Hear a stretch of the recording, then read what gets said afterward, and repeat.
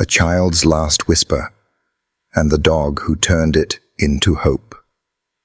In the heart of wealth and cruelty, one man's greed had left a child abandoned to the desert. Sophia had no one, her mother gone without a trace, the servants too afraid to help.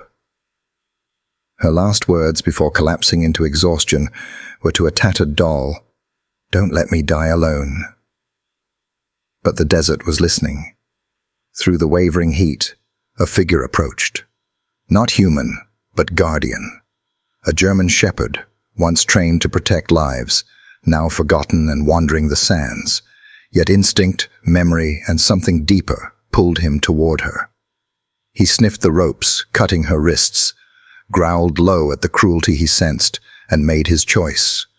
From that moment on, Sophia was no longer alone. The Harrington mansion loomed like a cathedral of marble and silence, its chandeliers glowing with gold light even at midnight. Beyond its polished oak doors and velvet curtains stretched a world of polished silverware, crystal glasses, and meals served on porcelain plates.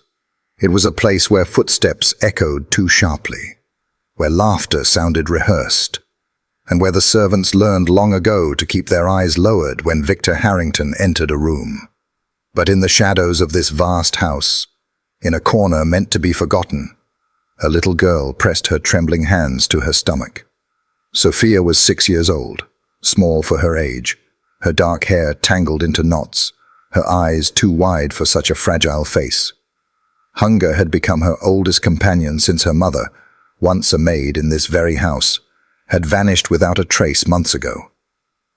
One day, Eleanor had kissed Sophia's forehead, whispering a lullaby as she tucked her into bed. The next, she was gone, and no one dared tell Sophia where. Since then, Sophia had learned the language of silence. She learned how to move quietly, how to stay out of sight, how to survive on little more than crusts forgotten by the staff. But tonight, the gnawing pain inside her belly was sharper than ever. It twisted her insides until tears welled at the corners of her eyes. Her thin arms wrapped around her stomach, as if to squeeze the ache away, but it only grew worse. She waited until the grand clock in the hall struck 12, its chimes echoing like hollow bells through the marble corridors. She knew the house was asleep. Victor in his wing, the servants in their quarters, the guards outside by the iron gates. Only the kitchen remained, its scent of roasted meat and butter seeping under the doors, calling to her like a cruel dream. Barefoot, Sophia crept across the tiles, her small shadow stretching long in the moonlight that slanted through the high windows. Every creak of the floor made her freeze, heart pounding so loudly she thought it would give her away. In her arms she held a ragged doll with one button eye, Esperanza. She whispered to it as if it could answer, "Just a little food, just something to stop the pain." The kitchen was cavernous, larger than the room she had once shared with her mother.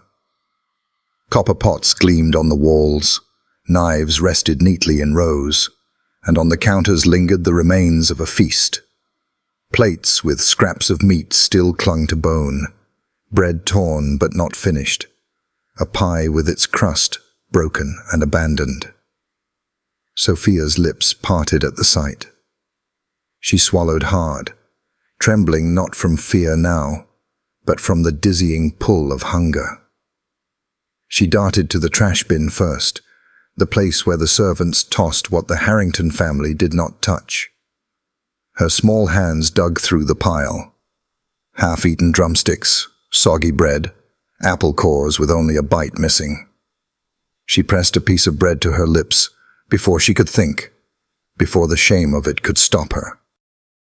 The taste was stale, but it filled her mouth with something other than emptiness, and tears of relief spilled down her cheeks. "Forgive me, Mama," she whispered, clutching Esperanza tight. "I just can't bear it anymore." In that moment, surrounded by polished silver and rotting scraps, Sophia embodied the cruel contrast of this house. its lavish excess and her misery.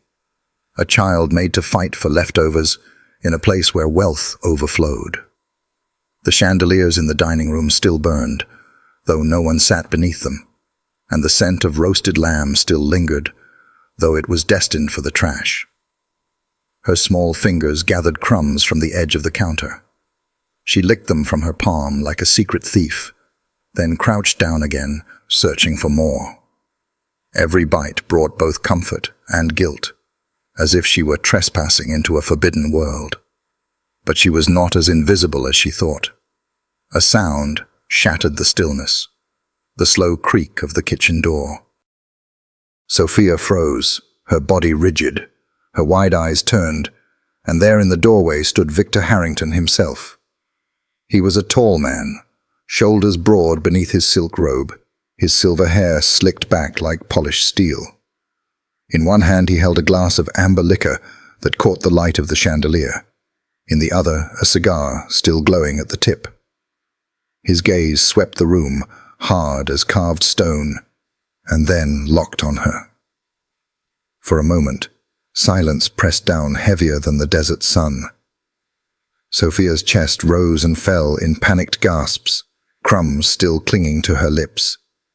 Esperanza dangled from her arm, limp and helpless. Victor's voice cut the air like a blade. So, the rat comes out when it's hungry. Sophia dropped the bread in her hand, as if the floor itself might swallow her guilt. She shook her head frantically, eyes brimming with tears.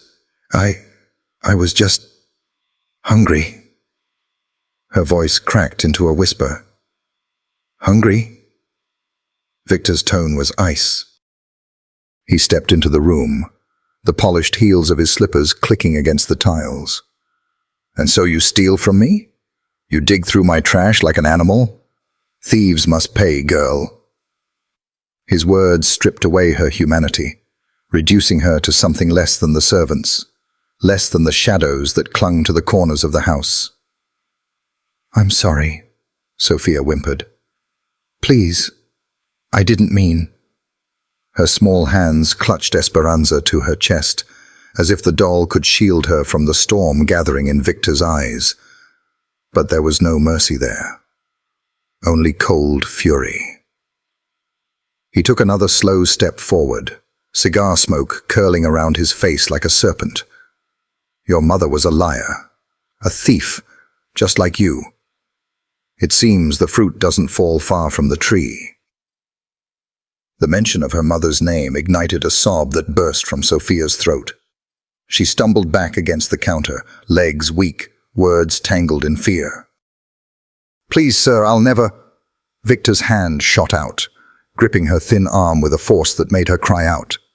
His glass clinked as it hit the counter, forgotten, amber liquid spilling like blood across the marble. Enough, he hissed. His fingers dug into her skin. You will learn that nothing in this world comes free, and those who take what isn't theirs pay dearly. Sophia's tears blurred the room into a haze of gold and shadow. Her cries echoed off the cold walls, but no one came. The servants knew better. They had long ago learned to close their ears when cruelty walked these halls. The chandelier burned above, indifferent. The mansion itself seemed to watch as Victor dragged the frail child from the kitchen, her doll slipping from her grasp, left behind on the tile floor like a discarded soul. Victor Harrington stood framed by the kitchen doorway, a tower of polished silk and menace. The amber light from the chandeliers above glinted off the glass in his hand, now half emptied, and the smoke from his cigar wound around his face like a veil of darkness. In that still moment, time seemed to fracture, one world of wealth and privilege colliding with another of hunger and desperation. Sophia's lips still carried the shameful trace of crumbs. Her small body froze, too frail to resist, too terrified to move. Her wide brown eyes searched the man's face, looking for mercy, for a flicker of humanity. But Victor's gaze was all steel.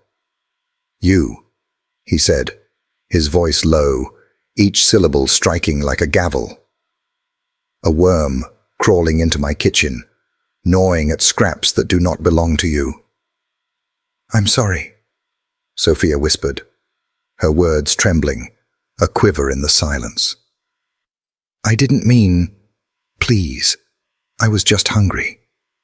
Victor took one slow step forward, then another, each one deliberate, the polished floor echoing his advance.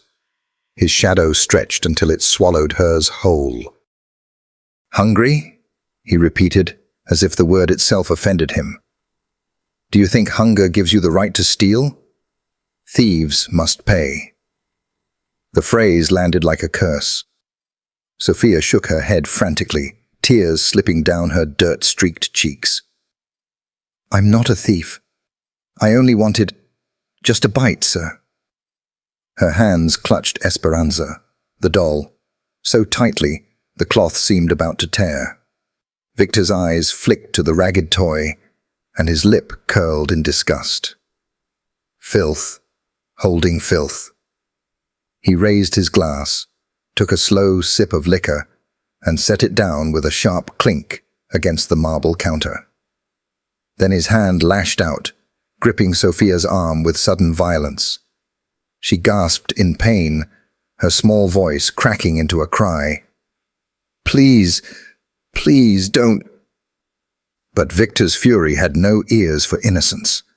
He bent down, his face inches from hers, breath thick with smoke and whiskey. "Your mother was the same. A liar, a thief. She thought she could outsmart me." His grip tightened, making her wince. Now the daughter follows the same path. Perhaps punishment skipped a generation. Tonight it will not. At the edges of the kitchen, servants stirred. Two maids, drawn by the sound, peered from the hallway, their hands pressed to their mouths. One whispered, "Poor child," but neither dared step forward. They knew what crossing Victor meant. They had seen men dismissed, families ruined, whispers silenced forever. Sophia's cries echoed off the stone walls, a fragile melody against the thunder of his rage. "Please, I'll be good. I'll never touch food again." Her voice broke into sobs, her small frame trembling like a leaf in a storm.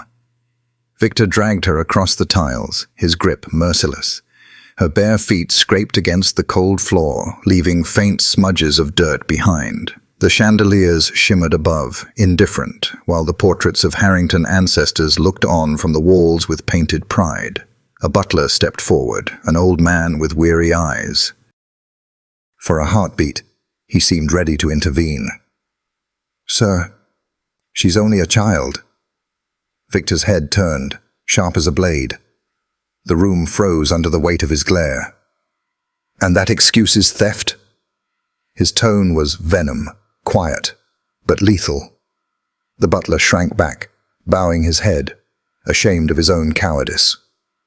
Sophia sobbed, "Please, sir, don't send me away. I don't have anywhere to go." But Victor was unmoved. His voice dropped to a chilling whisper. "You have already been sent away. You just don't know it yet." He yanked her through the hall, past the velvet curtains and gilded mirrors, down corridors where marble floors stretched like endless rivers. Her cries followed, muffled by the vastness of the house. Servants turned away, some with tears in their eyes, others with expressions hardened by fear. None moved to stop him. As he dragged her toward the back entrance, Sophia clung to a fading hope. If she said her mother's name, perhaps he would pause, perhaps mercy would awaken. "My mama, Eleanor. She worked for you.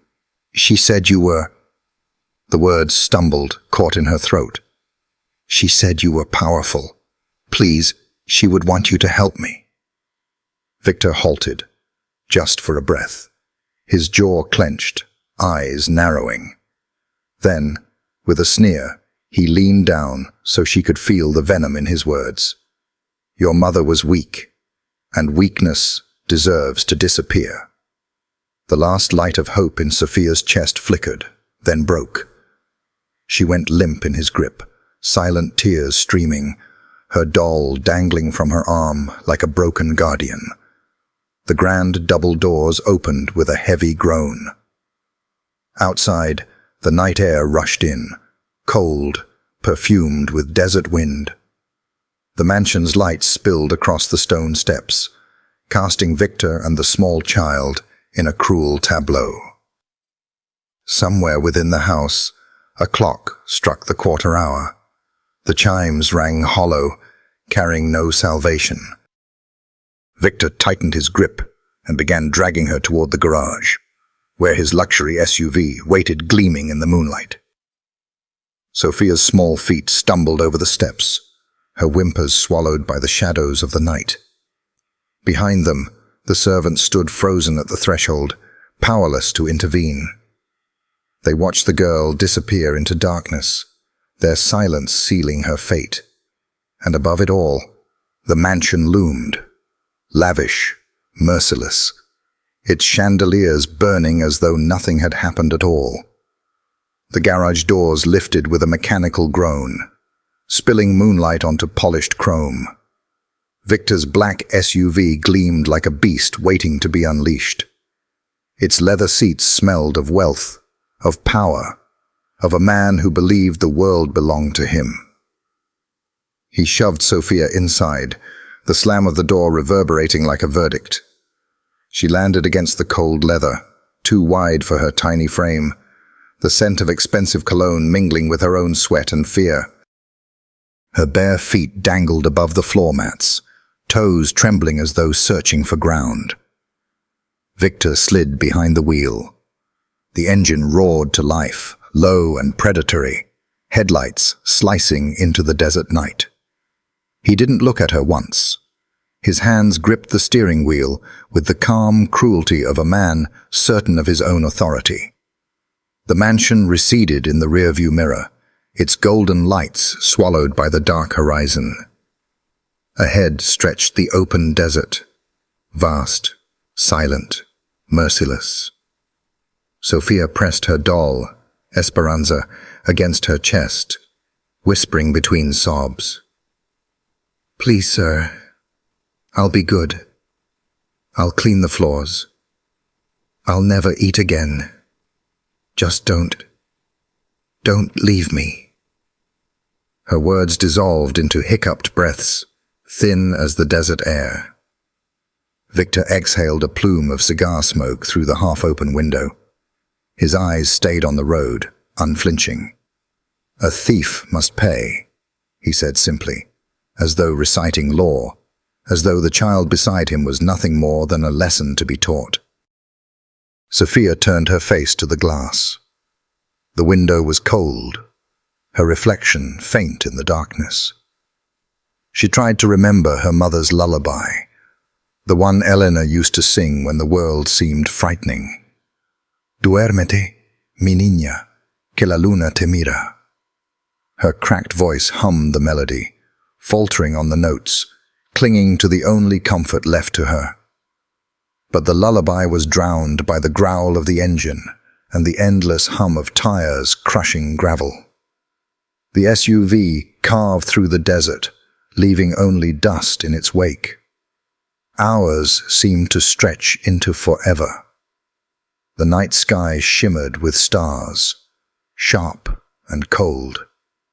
Sophia's eyelids grew heavy, not with sleep, but with despair. Each mile carried her further from safety, further from the faint hope that someone, anyone, might intervene.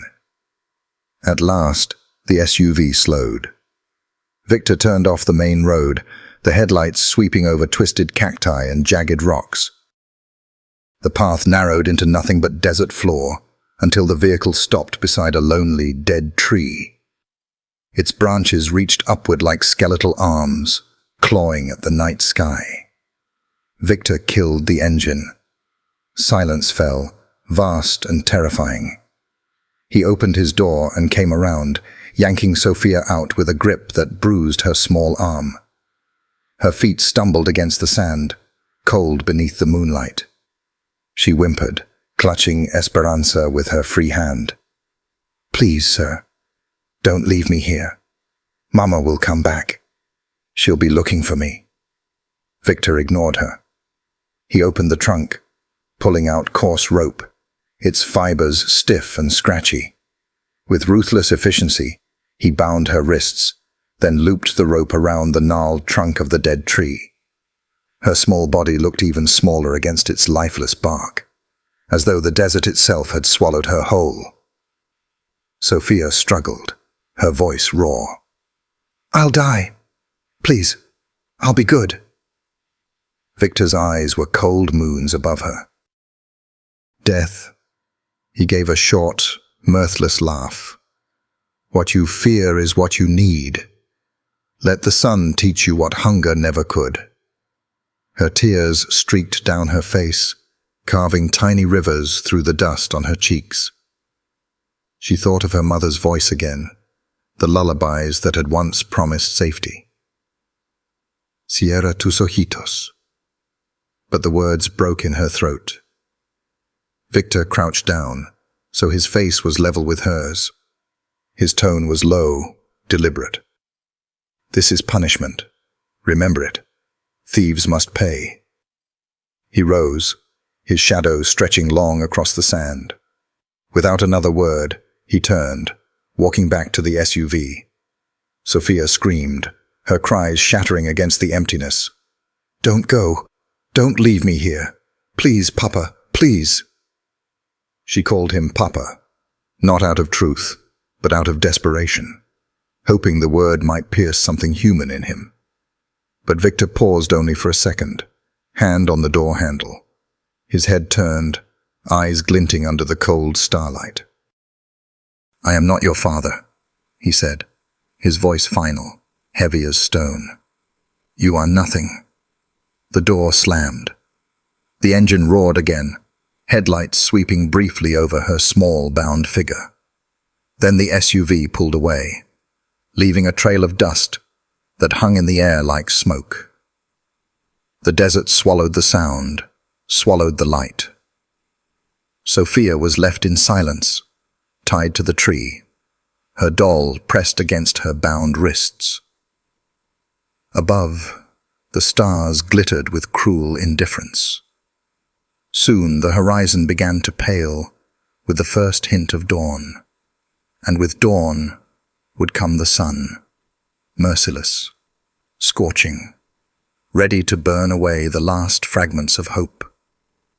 Sophia closed her eyes and hummed the lullaby again, broken and fragile. It was all she had left. The desert morning rose like fire. At first, it was only a pale light brushing across the horizon, the kind that hinted at dawn's beauty. But soon the sun revealed its true face, merciless, blazing, turning the sand into an endless ocean of flame. Heat shimmered upward in ripples, distorting the air until everything looked like it was melting. Sophia hung against the dead tree, her small wrists bound tight by the coarse rope.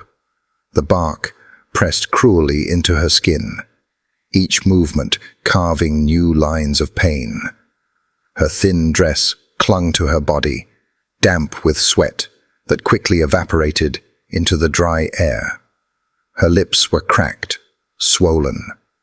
Every breath burned, as if she were inhaling fire.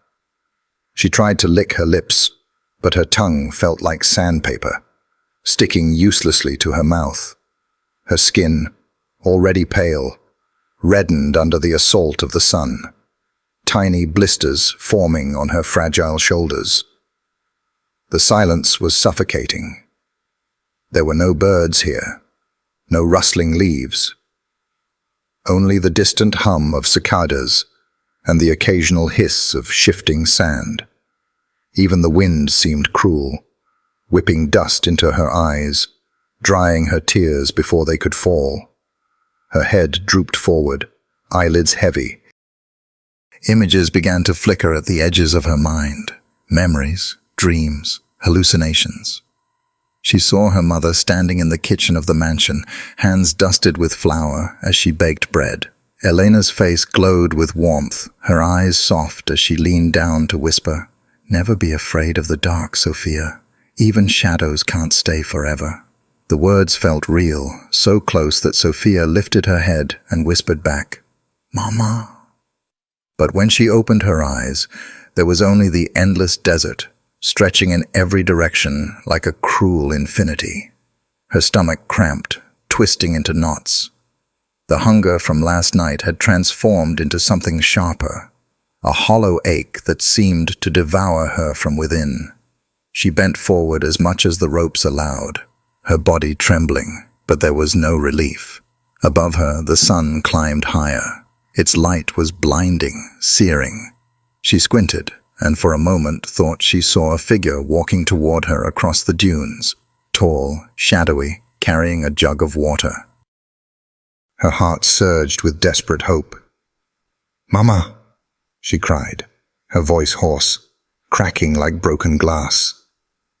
But the figure dissolved into shimmering heat, vanishing into the mirage.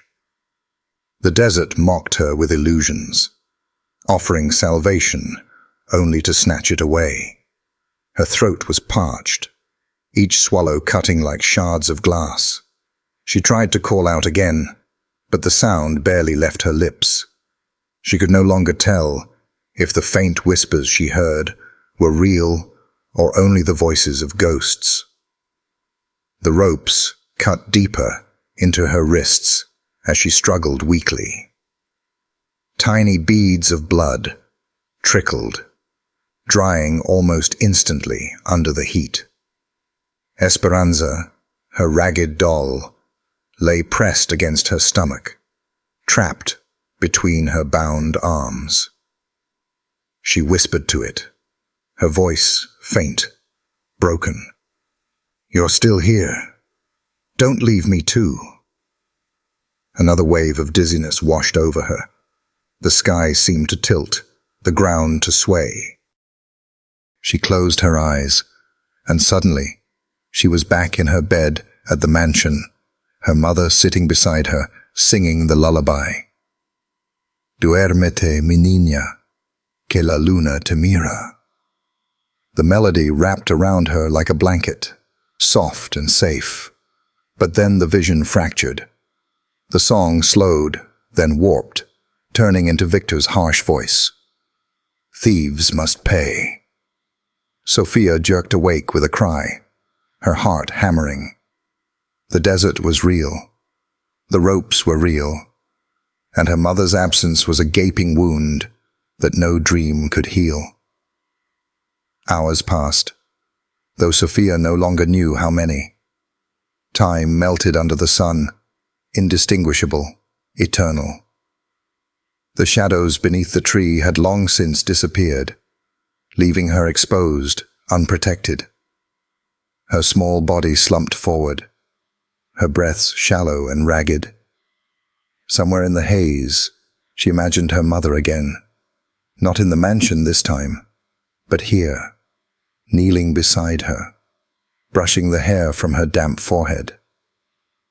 Elena's eyes were filled with sorrow, her voice tender. "Hold on, mi amor. Just a little longer. Someone will come." Sophia smiled weakly, clinging to the hallucination.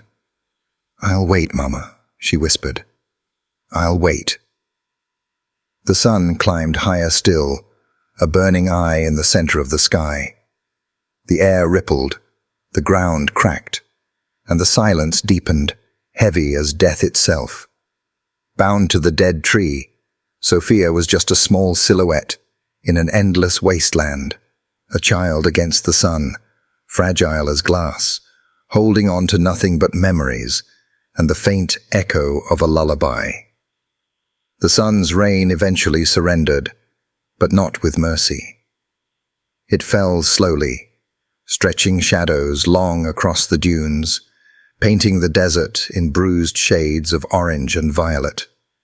The heat did not vanish. It lingered in the sand like embers, waiting to burn again. Sophia hung limply against the dead tree, her small frame trembling with exhaustion. Every breath rattled in her chest. Her lips were split, blood mingling with dust. Her wrists ached where the rope bit deeper, tiny wounds stinging with each weak movement. She pressed her cheek against the coarse bark, whispering into the silence, "Esperanza. We have to be brave." Her doll, once soft, was now ragged and stained. But to Sophia, it was more than cloth. It was the echo of her mother's hands sewing it together, the memory of lullabies sung under candlelight. She moved her lips closer to its fabric ear, as though it could truly listen.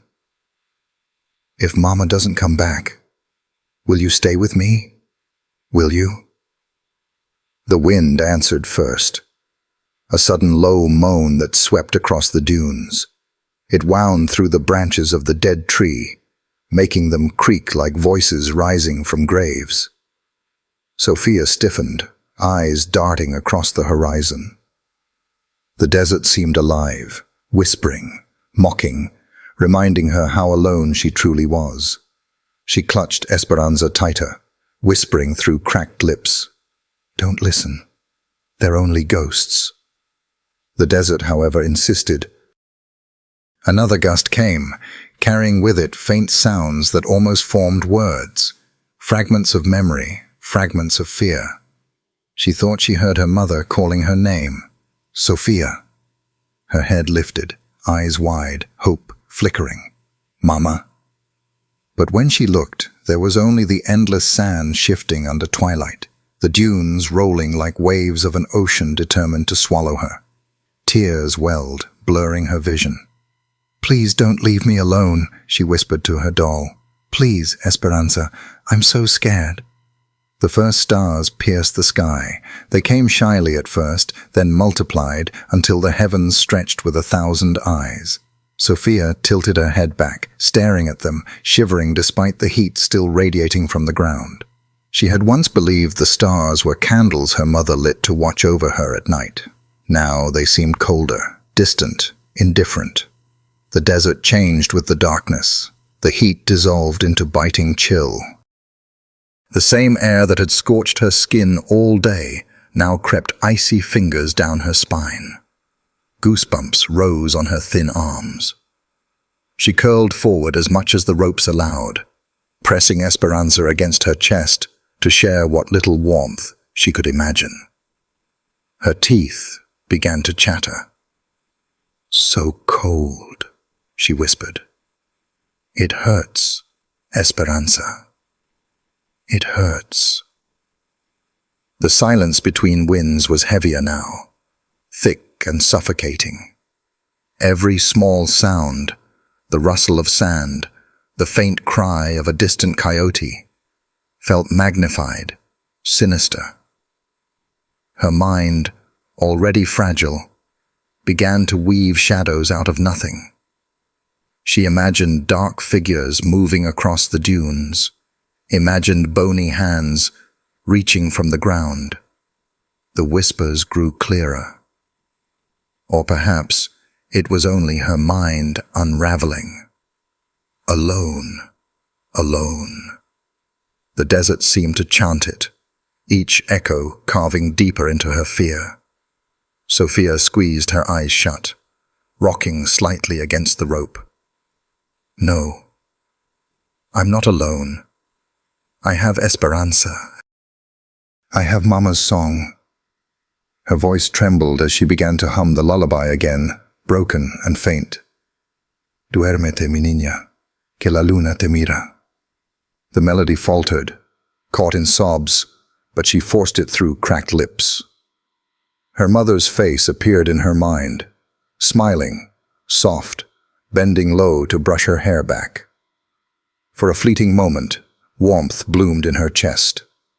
She whispered into the doll, "Mama will find me. She has to." But the wind returned, cruel as ever, carrying a chill that cut through her thin dress. The stars above glimmered like shards of ice. Her lullaby dissolved into shivers, her voice nearly gone. The desert night had no pity. It was a place where silence could bury a child's cries, where hope could freeze as easily as it burned. And yet, even as her body trembled, Sophia held Esperanza tightly, whispering into its ear, "If I die here, don't let me be alone. Promise me that." The doll gave no answer, but she imagined it nodded, imagined it listened, imagined it would keep her secret until the very end. The stars blinked coldly above, the wind moaned again, and the desert swallowed her voice. Sophia's small body slumped against the ropes, drifting between fear and exhaustion, as if the night itself waited to decide whether she would see another dawn. The night deepened into silence. The stars above glittered like shards of glass, each one sharp, cold, impossibly far. The desert was a kingdom of emptiness, a place where no footsteps lingered and no mercy lived. Sophia's head drooped forward, her whispers to Esperanza faltering into shallow breaths. The weight of exhaustion pressed down on her small body, urging her toward surrender. And then, something shifted. It began as a vibration in the sand, faint but real. Her bleary eyes opened, searching. At first, she thought it was another mirage, another cruel trick of the desert. But this sound was not the hiss of wind or the moan of distant ghosts. It was steady, rhythmic. Footfalls. From the crest of a dune, a silhouette appeared. Broad shoulders, a low stance, ears pricked against the starlight. Sophia blinked, her heart stuttering. The figure moved with purpose, deliberate and strong. The moonlight caught its outline, and she saw it clearly. A German shepherd. Its fur rippled in the breeze, black and tan, gleaming like burnished metal. Its eyes reflected twin sparks of light, intelligent, sharp, alive. Sophia gasped, her cracked lips forming the word, "Dog." The animal paused at the base of the dune, studying her. Its body was still, except for the subtle twitch of ears and the controlled rise and fall of its chest. This was not a stray's reckless hunger. This was discipline, a kind of nobility in its bearing. Rex. Though Sophia could not know his name yet, it was written in every line of his stance. A retired police canine, he carried himself with a gravity that only years of service and survival could give. His gaze locked onto the frail child, bound to the dead tree. He did not rush. He circled her first, paused silent against the sand, assessing, calculating. Sophia's tears blurred her vision, but her heart fluttered with something new, a fragile spark of hope. She whispered hoarsely, "Please, don't go away." The dog's ears flicked. He tilted his head slightly, as though listening. Then he stepped closer, deliberate, his movements calm, controlled. Each paw print pressed into the sand like a promise. When he reached her, he stopped just out of reach, his eyes fixed on her face. He could smell the salt of her tears, the blood at her wrists, the sickness of thirst and fear. He huffed softly, a sound low and steady, meant not to startle but to assure. Sophia's small body trembled. She lowered her head to Esperanza, whispering as if the doll could carry her words. "He came. Mama sent him." Rex stepped closer, his nose brushing against the rope. He sniffed, teeth bared slightly in a growl, not at the child, but at the cruel bindings that bit into her skin. His breath was hot against her wrists, and Sophia flinched, then stilled, realizing his intent. He circled her once more, as though confirming the danger. The wind ruffled his fur, but his focus never wavered. Finally, he came to her front again, standing tall, steady, his eyes burning with a quiet vow. "You are not alone anymore." Sophia lifted her gaze, meeting his eyes. For the first time since the kitchen, since Victor's grip, since the desert sun had torn at her skin, she felt something stir inside her, a fragile, trembling trust. Her lips cracked into a whisper. "Protect her." The word hung in the night air, soft as a prayer. Rex lowered his body slightly, settling into the sand, his chest expanding with a deep, steady breath. He did not rush to free her yet.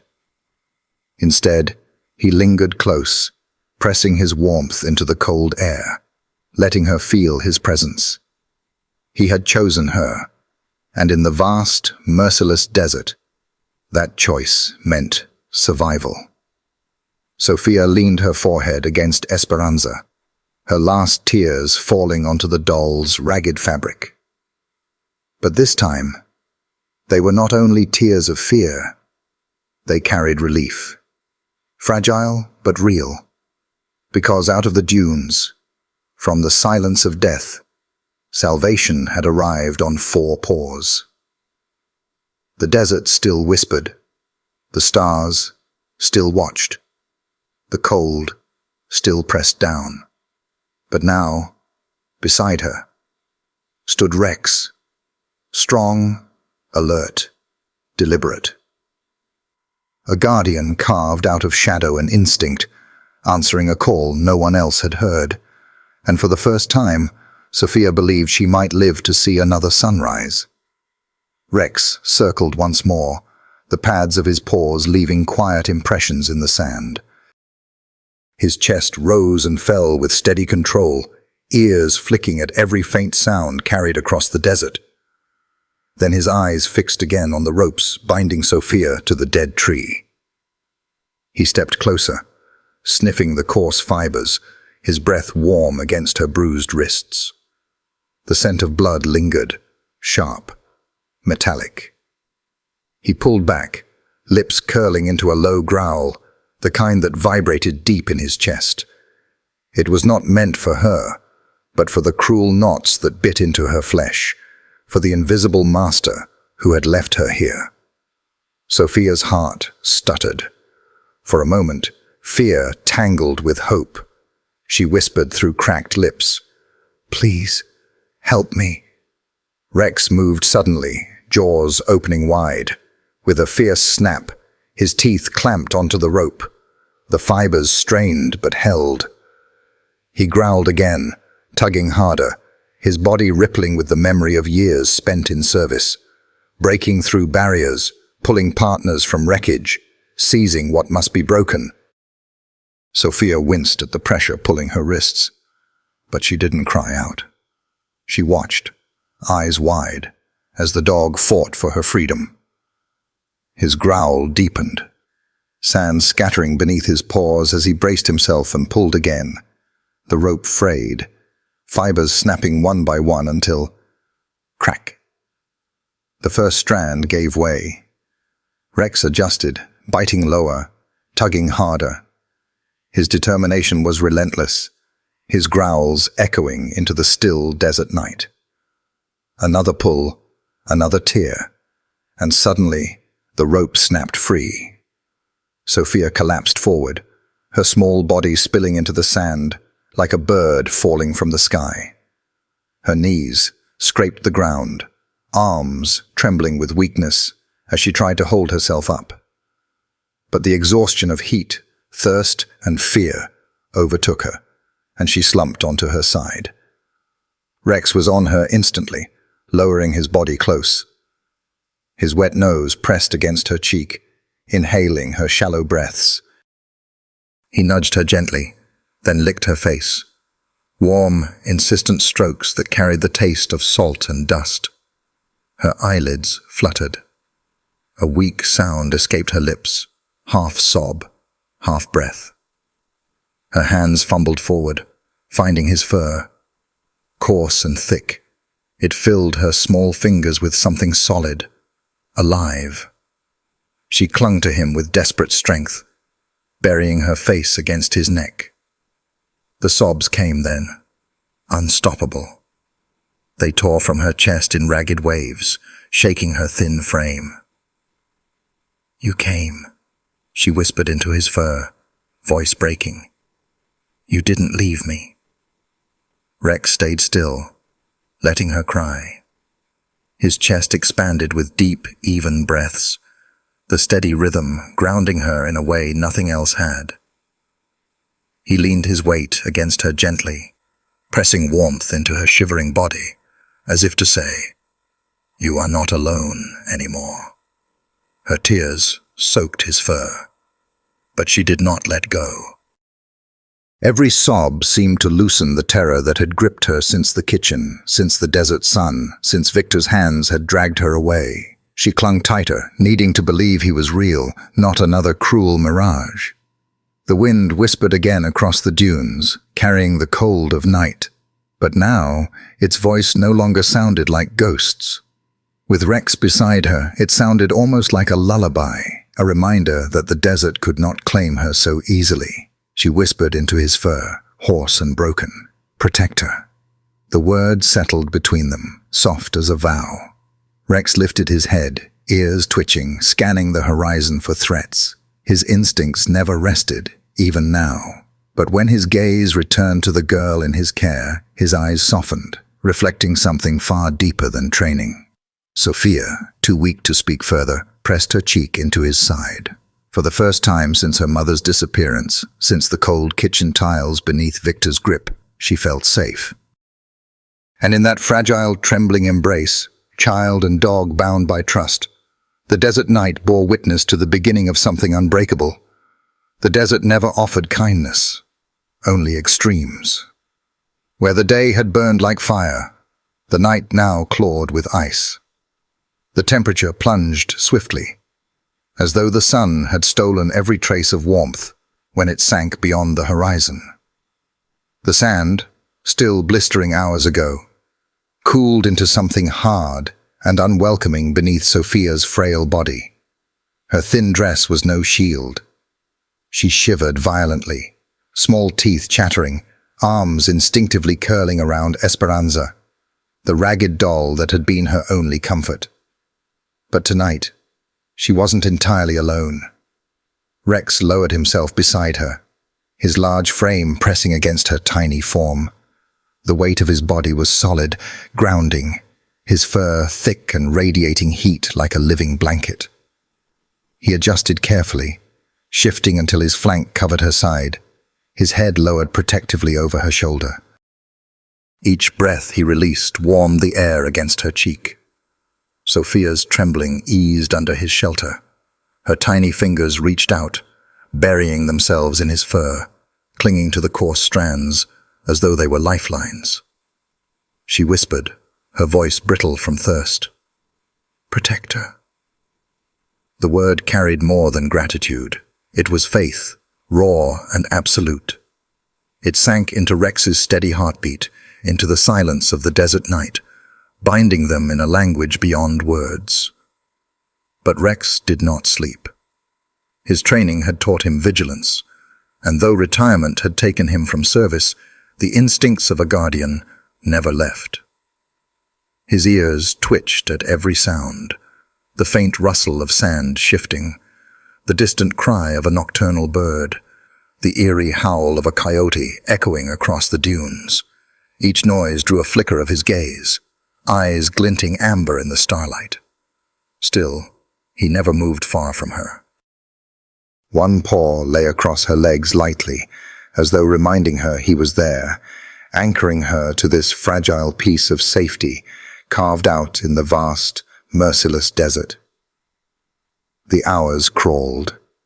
Above them, the stars spread endless, an ocean of cold light. Sophia stirred in restless dreams, her lips parting to mumble half-formed words. Sometimes mama, sometimes nothing more than faint cries. Each time, Rex pressed his head closer, a low whine humming from his throat. coaxing her back into fragile sleep. When the wind grew cruel, slicing through the dunes like icy knives, Rex shifted again, wrapping himself more firmly against her. His fur brushed her face, his warmth seeping into her bones. The trembling slowed, her breaths lengthened. The desert stretched on in silence, but not the hollow, deathly kind of the day.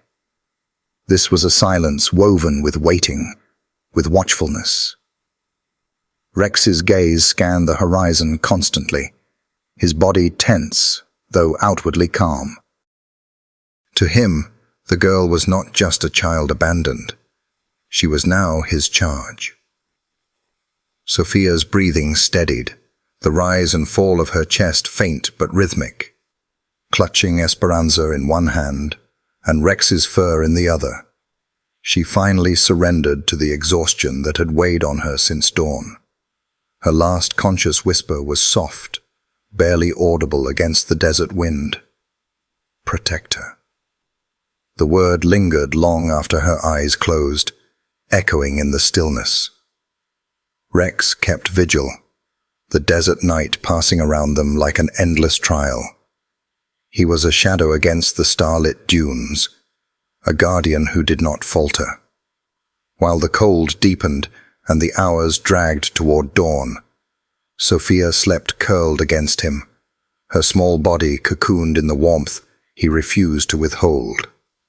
And so the night endured, a child asleep in the arms of despair, and beside her, a dog who had once served justice, now rediscovering his purpose in the quiet act of keeping her alive.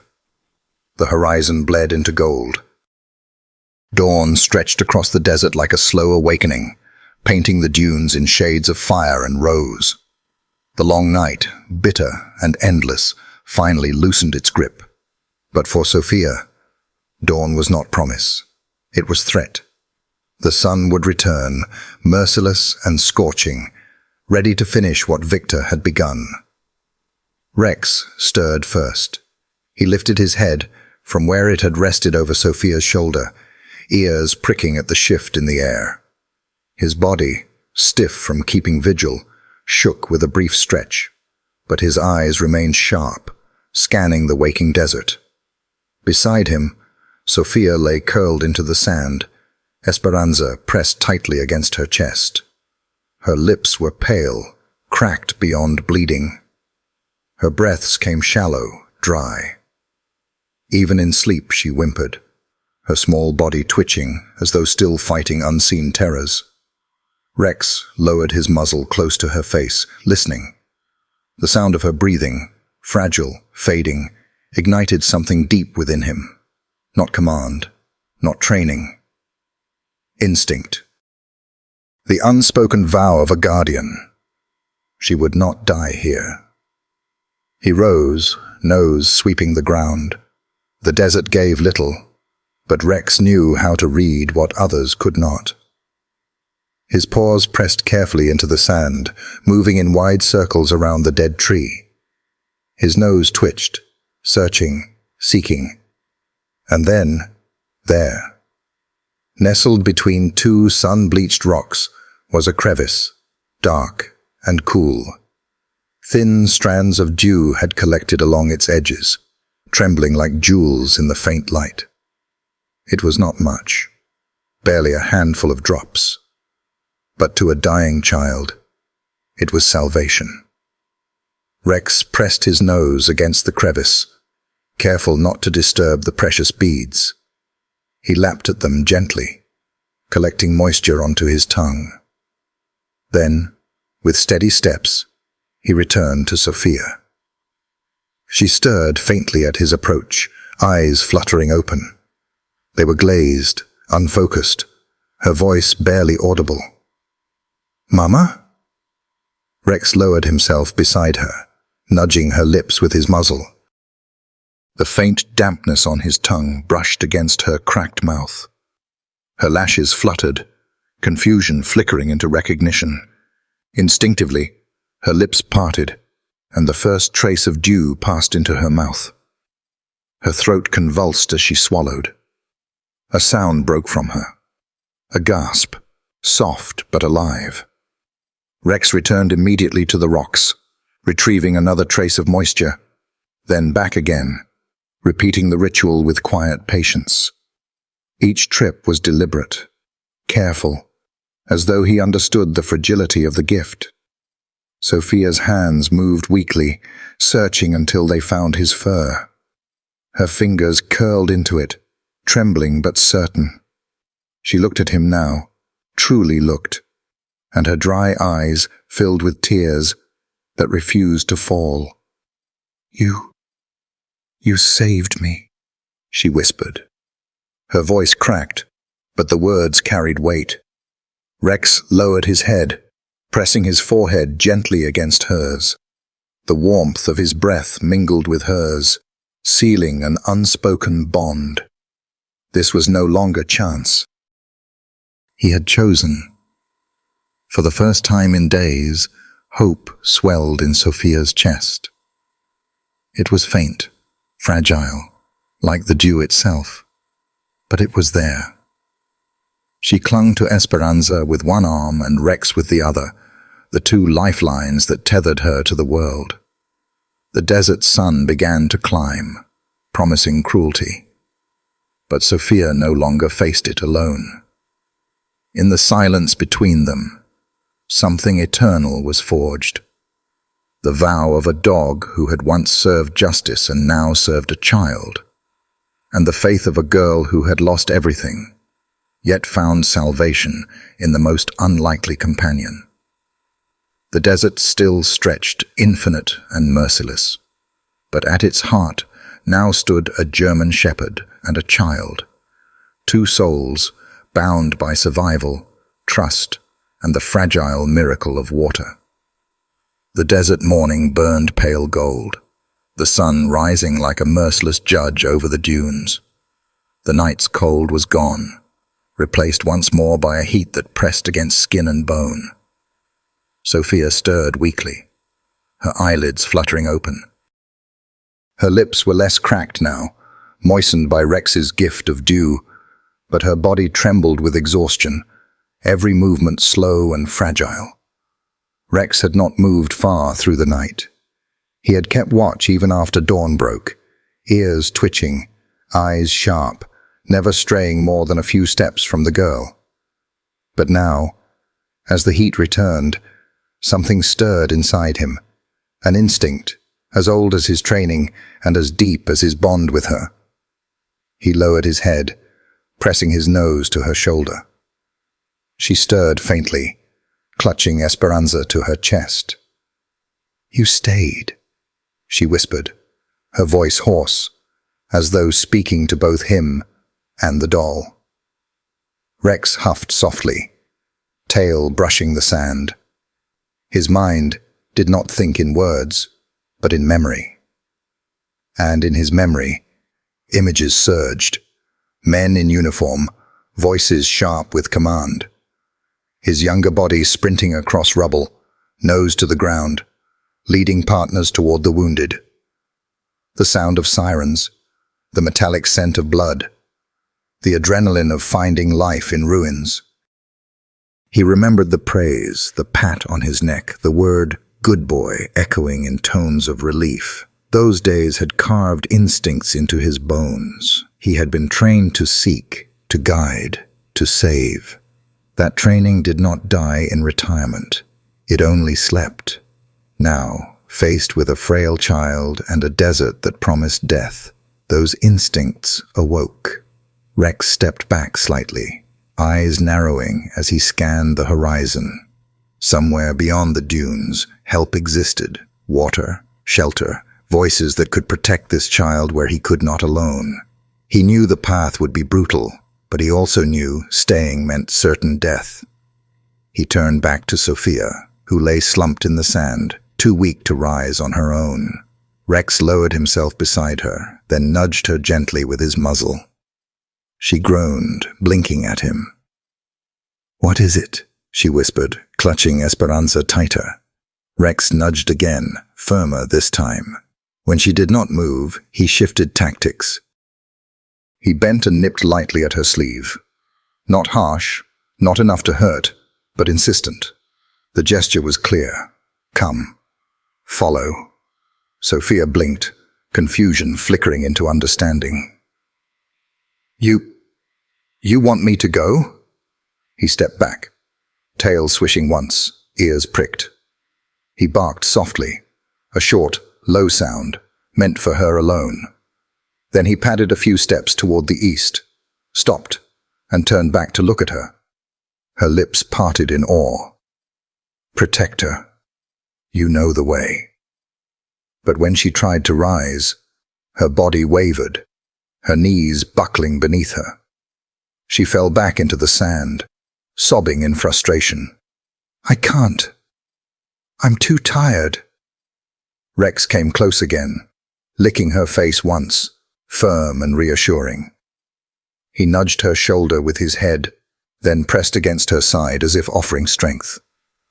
Her tiny fingers gripped his fur and slowly, trembling, she pushed herself upright. Her legs wobbled, her body swayed, but Rex stayed beside her, steady as a pillar. She whispered through cracked lips, half to him, half to Esperanza. Okay, I'll try. I'll trust you. The words sealed it. Rex moved ahead a few paces, looking back once more to ensure she followed. His gaze burned with intelligence, with determination. This was no random wandering. This was instinct, honed by years of service, awakened once again for a child who needed saving. Sophia staggered after him, each step dragging through the sand.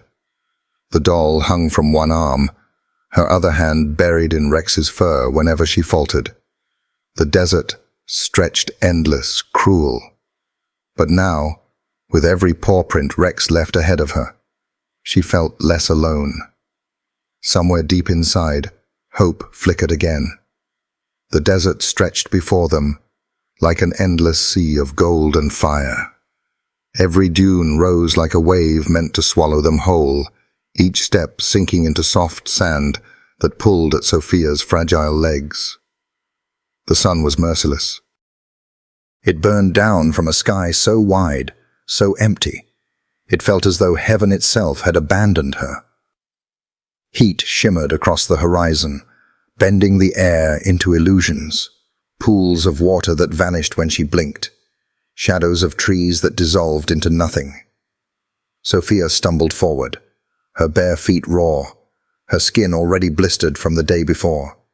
Each step was an act of will, her body begging to collapse.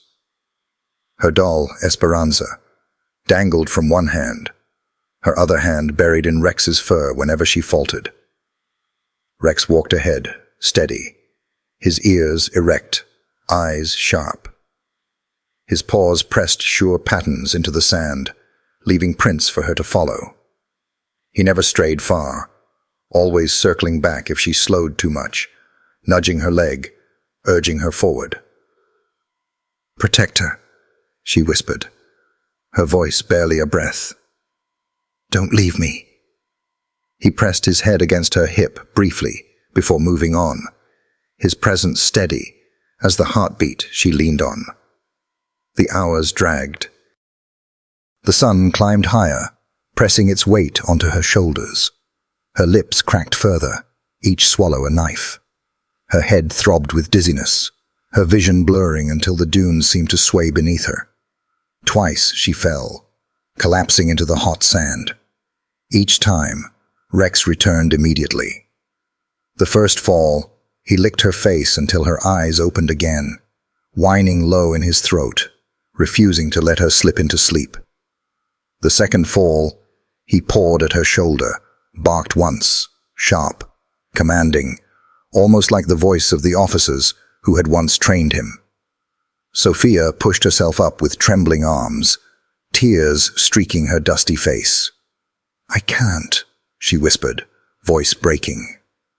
Rex pressed against her side, leaning his weight until she was back on her feet. His gaze locked onto hers, steady and unyielding.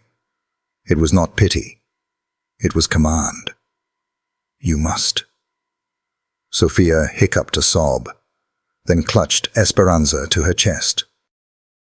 Her voice cracked as she whispered into the doll's ear, though the words were meant for herself. Mama, I won't give up. I promise. I'll keep walking, even if it hurts. The vow carried her forward, step by step. Her feet dragged, her breaths came ragged. But each time she swayed, Rex was there, nudging her, brushing her hand with his fur, anchoring her in the present. By midday, the heat was suffocating. The air shimmered so violently it looked as though the world itself was on fire. Sophia's vision swam, her body jerking with waves of nausea. She staggered, nearly falling again, but Rex barked once more, sharp and urgent. She blinked, forcing her eyes open. Okay, she whispered hoarsely. Okay, I'll keep going. And she did. Each step was agony, but with every paw print Rex left ahead of her, she found a reason to move. She whispered her vow again, over and over, like a prayer. I won't give up. I won't give up. The desert heard her, but did not care. The sun still burned, the dunes still stretched infinite.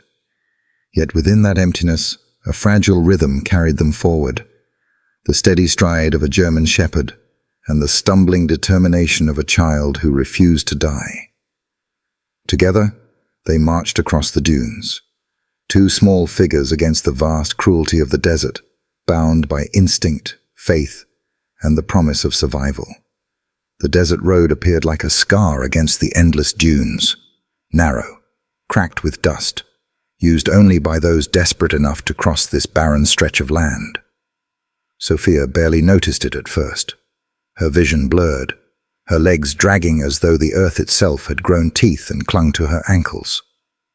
She stumbled again, falling to her knees, clutching Esperanza weakly against her chest. Rex stopped. His ears flicked. The faint tremor of vibration reached his paws before Sophia heard it. The low growl of an approaching engine. He turned his head sharply toward the horizon. Dust rose in the distance, a small plume growing larger with each passing second. A vehicle. Rex barked once, short and commanding, then trotted to Sophia, nudging her shoulder urgently. She blinked, disoriented, her cracked lips parting. What is it? The growl grew louder, unmistakable now, the sound of tires grinding over dirt and gravel. A police cruiser emerged around the bend, its faded blue and white paint dulled by the desert sun. The siren was silent, but its lights reflected briefly off the glass. Inside, a lone officer gripped the wheel, his tired face visible through the windshield. Rex's body stiffened. Instinct surged through him, the recognition of authority, of partners, of the thin line between life and death that men in uniform once represented. He ran to the edge of the road, then planted himself directly in the cruiser's path. The officer's eyes widened. He slammed the brakes. The tires shrieked against gravel, dust billowing as the cruiser screeched to a halt, only feet from Rex's steady stance. Inside, Officer Daniel Hayes's heart pounded. He knew that dog. Even in the faded light of morning, even with sand caked on its fur, he knew. Rex? His voice cracked in disbelief. He shoved the door open and stepped out, boots crunching against the dirt. His hand hovered near his holster out of instinct, but his eyes never left the German shepherd. Impossible, Daniel whispered. You've been gone for months. Rex barked sharply, tail rigid, eyes blazing with urgency. He backed a step, then turned his head toward the dunes. Another bark, louder, commanding. Then he ran a few paces away, stopped, turned back, barking again. Daniel frowned, his mind spinning. He had searched for Rex after the dog vanished during a raid, presumed dead. Yet, here he was, alive, fierce as ever, and demanding something. "What is it, boy?" Daniel muttered, taking a cautious step forward. Rex barked again, this time more insistent, then trotted further down the desert's edge. He turned back, ears pinned, eyes locked on Daniel as if daring him to ignore the call. Daniel hesitated only a moment longer. He had spent years trusting the instincts of dogs like Rex, instincts sharper than human judgment, instincts that saved lives when seconds mattered. Whatever this was, it wasn't random. "All right," he said, voice firming. "I'm coming." He grabbed his canteen from the cruiser, slung it over his shoulder, and followed. As Daniel moved into the dunes, the sight hit him. A child, slumped in the sand. Her hair was matted, her skin blistered red from sunburn, her wrists raw from rope burns. A ragged doll was clutched against her chest, her lips cracked, her eyes half closed in delirium. Daniel froze, horror washing over him. "Dear God!" Rex trotted back to Sophia's side, nudging her gently, then barking at Daniel again, sharp and accusing. Daniel dropped to his knees beside her, pulling the canteen free. "Easy, sweetheart," he murmured, unscrewing the cap. He tipped the water carefully against her lips. She flinched at first, then her mouth opened, greedily swallowing the drops. Her eyelids fluttered, her gaze lifting weakly. Through the haze, she saw the uniform, the badge, the kind eyes bending close. For the first time in days, her voice found strength enough for one word. "Safe." Daniel's throat tightened. He gathered her into his arms, her frail body limp but alive. He looked up at Rex, who stood tall, chest heaving, eyes fixed on him. "You found her," Daniel whispered. "You brought me here." Rex gave a single low bark, as if to confirm. Then, with deliberate calm, he stepped closer and pressed his body against Daniel's leg, sealing a partnership reborn. For the first time in years, Daniel felt hope rise in his chest, not for himself, but for the broken child in his arms and the dog who refused to let her die. Daniel Hayes had seen many things in his years as a patrol officer: broken families, the quiet grief of accidents, the cruelty men inflicted on one another, but nothing in his memory prepared him for the sight that lay before him now. The child was barely conscious, a fragile shape curled in the sand. Her skin was scorched, blistered red beneath the morning sun. Her lips, cracked and bleeding, moved faintly as if whispering to someone invisible. In her arms, she clutched a doll so ragged it looked as though it had survived the desert with her. And her wrists, God, her wrists. Rope burns cut deep into the skin, raw and bleeding, as though someone had bound her and left her to the mercy of the desert. Daniel's chest clenched, rage boiling beneath his ribs. He dropped to his knees beside her, the sand scalding through his uniform pants. "Hey," he said softly, voice shaking despite his effort to sound calm. "Hey, sweetheart. Can you hear me?" Her eyelids fluttered, half open, revealing eyes dulled by exhaustion and thirst. She looked at him as though from far away, her gaze unfocused. Her lips parted, but no sound came, only a weak breath, fragile as a candle's flame. Daniel's throat tightened. He unscrewed his canteen, tilting it carefully to her lips. "Easy now, just a sip." The first drop touched her mouth, and she reacted instantly, her body jerking forward with desperate thirst. Daniel steadied her gently, letting her drink in small sips, careful not to choke her. "There you go," he murmured, his voice breaking into something more tender than he had spoken in years. That's it. You're all right. When she had taken enough to wet her mouth, her head sagged against his arm. Her small hand clutched at his sleeve, weak but determined, as if to anchor herself. Daniel looked down at her, at the hollow cheeks, the bruises, the child's desperate fight to cling to life, and the anger surged again, hot and blinding. Whoever had done this wasn't just cruel, they were monstrous. To abandon a child in the desert, bound like this, was no punishment. It was murder.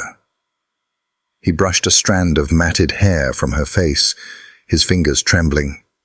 "Who did this to you?" he whispered, though he knew she was too weak to answer. Rex stood close by, his body tense, his eyes locked on Daniel. It was as if the dog demanded action, demanded protection for the child he had carried through the night. Daniel met Rex's gaze and gave a small nod, as if to say, "I understand. I'll take it from here." Carefully, Daniel slid his arms beneath her. She weighed almost nothing, frighteningly light, as though the desert had already begun to steal her away. He lifted her against his chest, cradling her as though she might break, and rose to his feet. Her head lolled against his shoulder. In a voice faint as wind, she whispered one word: "Safe." The sound cut through him, piercing deeper than any wound he had carried from his years on the job. He pressed her closer, his jaw tightening. "Yes," he whispered into her tangled hair. "You're safe now. I've got you." He turned toward the cruiser, moving quickly but carefully, every step deliberate. Rex trotted beside him, close enough that his fur brushed Daniel's leg. The shepherd's gaze never left the child, as though reminding Daniel with every step that this life was not his alone to protect. As they reached the car, Daniel lowered her gently onto the back seat, spreading his jacket beneath her small body to shield her from the hot vinyl. He brushed her doll into her hands, and her fingers closed around it instinctively, even in half-consciousness. Daniel crouched beside her one last time before shutting the door. His hand lingered on her small shoulder. He whispered with quiet conviction, "No one is ever going to hurt you again." In that moment, he was no longer just a patrol officer doing his duty. He was a man who had been given a child torn from mercy, and he felt the weight of that responsibility settle into his bones like something permanent. As he straightened, his eyes lifted to the horizon, narrowing with resolve. Whoever had left her here, whoever thought a child's life was disposable, would answer for it.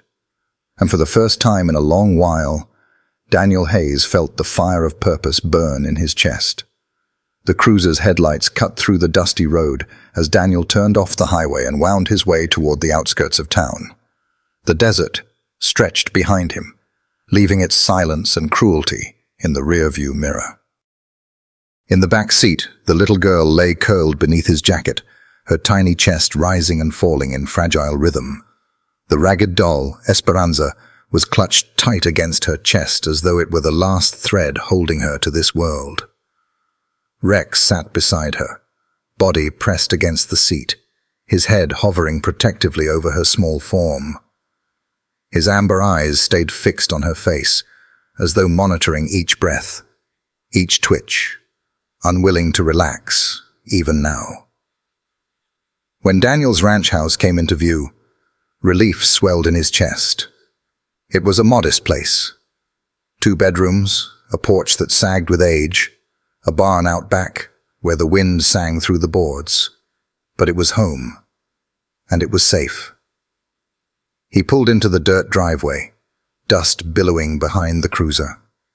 As he killed the engine, the front door swung open. Emma stepped onto the porch, wiping flour from her hands onto her apron, her brow furrowed in confusion. "Daniel, you're home early." "What Her words died when she saw him open the back door and lift the child into his arms. Sophia's head lolled against his shoulder, her hair tangled, her skin burned red and blistered. Emma's eyes widened in horror, her hands flying to her mouth. "Dear Lord." Daniel carried the girl up the porch steps, his voice low but firm. "I found her out in the desert. Someone left her tied up to die." Emma's gasp broke into a cry. She reached out, brushing Sophia's hair back from her face with trembling fingers. "She's just a baby." 6, maybe 7, Daniel said, stepping inside. "She's half dead from thirst and sun." Emma hurried ahead of him, pulling blankets from the couch and spreading them on the worn cushions. "Lay her here." Daniel lowered Sophia gently, the child whimpering faintly but not waking fully. Emma vanished into the kitchen, her footsteps quick, cabinets opening and shutting. Within moments she returned with a basin of water, a clean cloth and a jar of ointment. "Start with her lips," Emma instructed, her voice brisk but breaking at the edges. "Just a little water at a time." Daniel knelt by the couch, dipping the cloth into the basin and pressing it lightly to Sophia's cracked mouth. She stirred, swallowing weakly. A faint sound escaped her throat, half sigh, half sob. "That's it, sweetheart," Emma whispered, kneeling beside her brother. She dabbed gently at the raw rope burns on Sophia's wrists, her hands tender, her face wet with tears. She tried to blink away. The girl whimpered at the sting, her fingers twitching around her doll. Emma bent lower, speaking softly. "Shh. It's all right. You're safe now. We'll take care of you." Rex settled on the rug nearby, his body stretched low but his head upright, watching every movement with intensity. His ears twitched at Sophia's smallest cry, his tail thumping once against the floor whenever she stirred. Emma glanced at the dog, then at Daniel. "Is he with her?" Daniel nodded. "He's the one who found me. Led me straight to her." Emma shook her head, awe softening her grief. "Then God sent him." They worked in silence for a while, offering sips of water, cooling her fevered skin, wrapping her raw wrists with clean bandages. Slowly, color began to creep back into Sophia's cheeks, faint but real. When she stirred again, her lips moved around a whisper. Daniel leaned close, straining to hear, "My name, Sophia." Emma pressed a hand to her heart, tears spilling freely now. "Oh, sweet child." Daniel's jaw tightened, his eyes darkening with resolve. He brushed Sophia's hair back once more and murmured, "You're safe here, Sophia. No one will hurt you again." As the night settled around the small ranch house, the scene held steady. A broken child swaddled in blankets, a brother and sister fighting to mend what cruelty had broken, and a dog stretched across the threshold like a sentinel, his gaze unwavering, his presence declaring silently to the world outside, "To reach her, you must go through me." The ranch house was wrapped in quiet. Outside, the desert winds whispered against the barn and the old wooden fence. Inside, only the faint crackle of the fireplace filled the air, its glow softening the shadows. Sophia lay on the couch, bundled in blankets far too big for her. The faded doll still clutched against her chest. Her breathing had steadied, though her face still glistened with fever. Daniel sat close, elbows on his knees, his gaze fixed on her, as though she might vanish if he blinked. Emma moved quietly through the kitchen, preparing broth and bread, her face pale with worry. Every now and then she glanced back, her eyes lingering on the child with a mixture of horror and tenderness. Rex lay stretched across the rug in front of the couch, his body forming a protective barrier between the girl and the door. His ears twitched at every sound, but his head rested low, close enough that his breath stirred the edge of the blanket. For a long while, the silence held. Then Sophia stirred. Her eyes fluttered open, glassy with fever. She looked at Daniel, her gaze wavering but holding. Her lips parted, the faintest whisper escaping. "Sophia." Daniel leaned forward, his voice gentle. "That's your name?" She gave the slightest nod, her fingers tightening on Esperanza. Daniel reached out, brushing damp strands of hair from her forehead. "It's a beautiful name," he murmured. "You're safe now, Sophia. No one's going to hurt you here." Her gaze flickered, as if balancing between the pull of delirium and the fragile trust forming in her chest. She swallowed hard, her voice breaking as she whispered again, "Mama." Daniel's hand stilled. "Your mama?" Sophia's eyes closed briefly, tears leaking from the corners. "She worked in the big house." Daniel's brow furrowed. He knew immediately which house she meant. Everyone in town did, the Harrington mansion, looming like a fortress at the edge of wealth and shadow. "She told me, 'Don't go near the office,'" Sophia whispered, her words halting, slurred with exhaustion. "She said, 'dangerous things, names.'" Her breath caught, a sob trembling out. Then she was gone. Emma froze in the kitchen doorway, one hand pressed to her mouth. Daniel felt his pulse quicken, anger and unease tightening in his chest. "Your mother." She disappeared. Sophia's small head moved in a weak nod. "One night, she sang me to sleep. Then she never came back." Her voice cracked, raw. "They said she left me, but Mama wouldn't." "Mama never would." Her words were fragments, scattered like broken glass, but they cut deep. Daniel leaned closer, his jaw tightening. "Sophia, who told you she left?" Her lashes fluttered. Her lips moved around a name, faint as a ghost. "Harrington." The word seemed to freeze the air in the room. Emma gasped softly, covering her mouth. Daniel sat back slowly, the weight of suspicion settling hard in his gut. Victor Harrington, wealthy, untouchable, his influence stretching through every corner of the county. Rumors had always swirled about cruelty behind those mansion walls, about workers who vanished without explanation. But no one dared speak against him, not openly, until now. Daniel looked at the frail child trembling in his blankets, rope burns still raw on her wrists, her fevered lips whispering her mother's warning.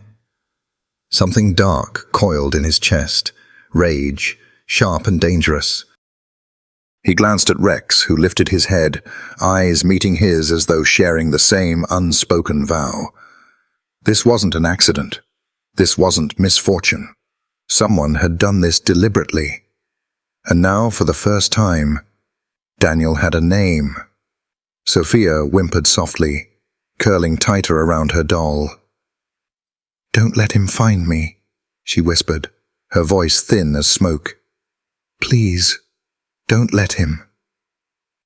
Daniel bent low, his voice steady, almost fierce. "He won't. I promise you, Sophia. No one is ever going to take you back there." Her eyes opened faintly at his words, the faintest glimmer of trust flickering within them. She gave a tiny nod before sleep claimed her again, her breaths evening out. Emma's voice broke the silence, hushed but trembling. "Daniel, if she's right, if Harrington's behind this."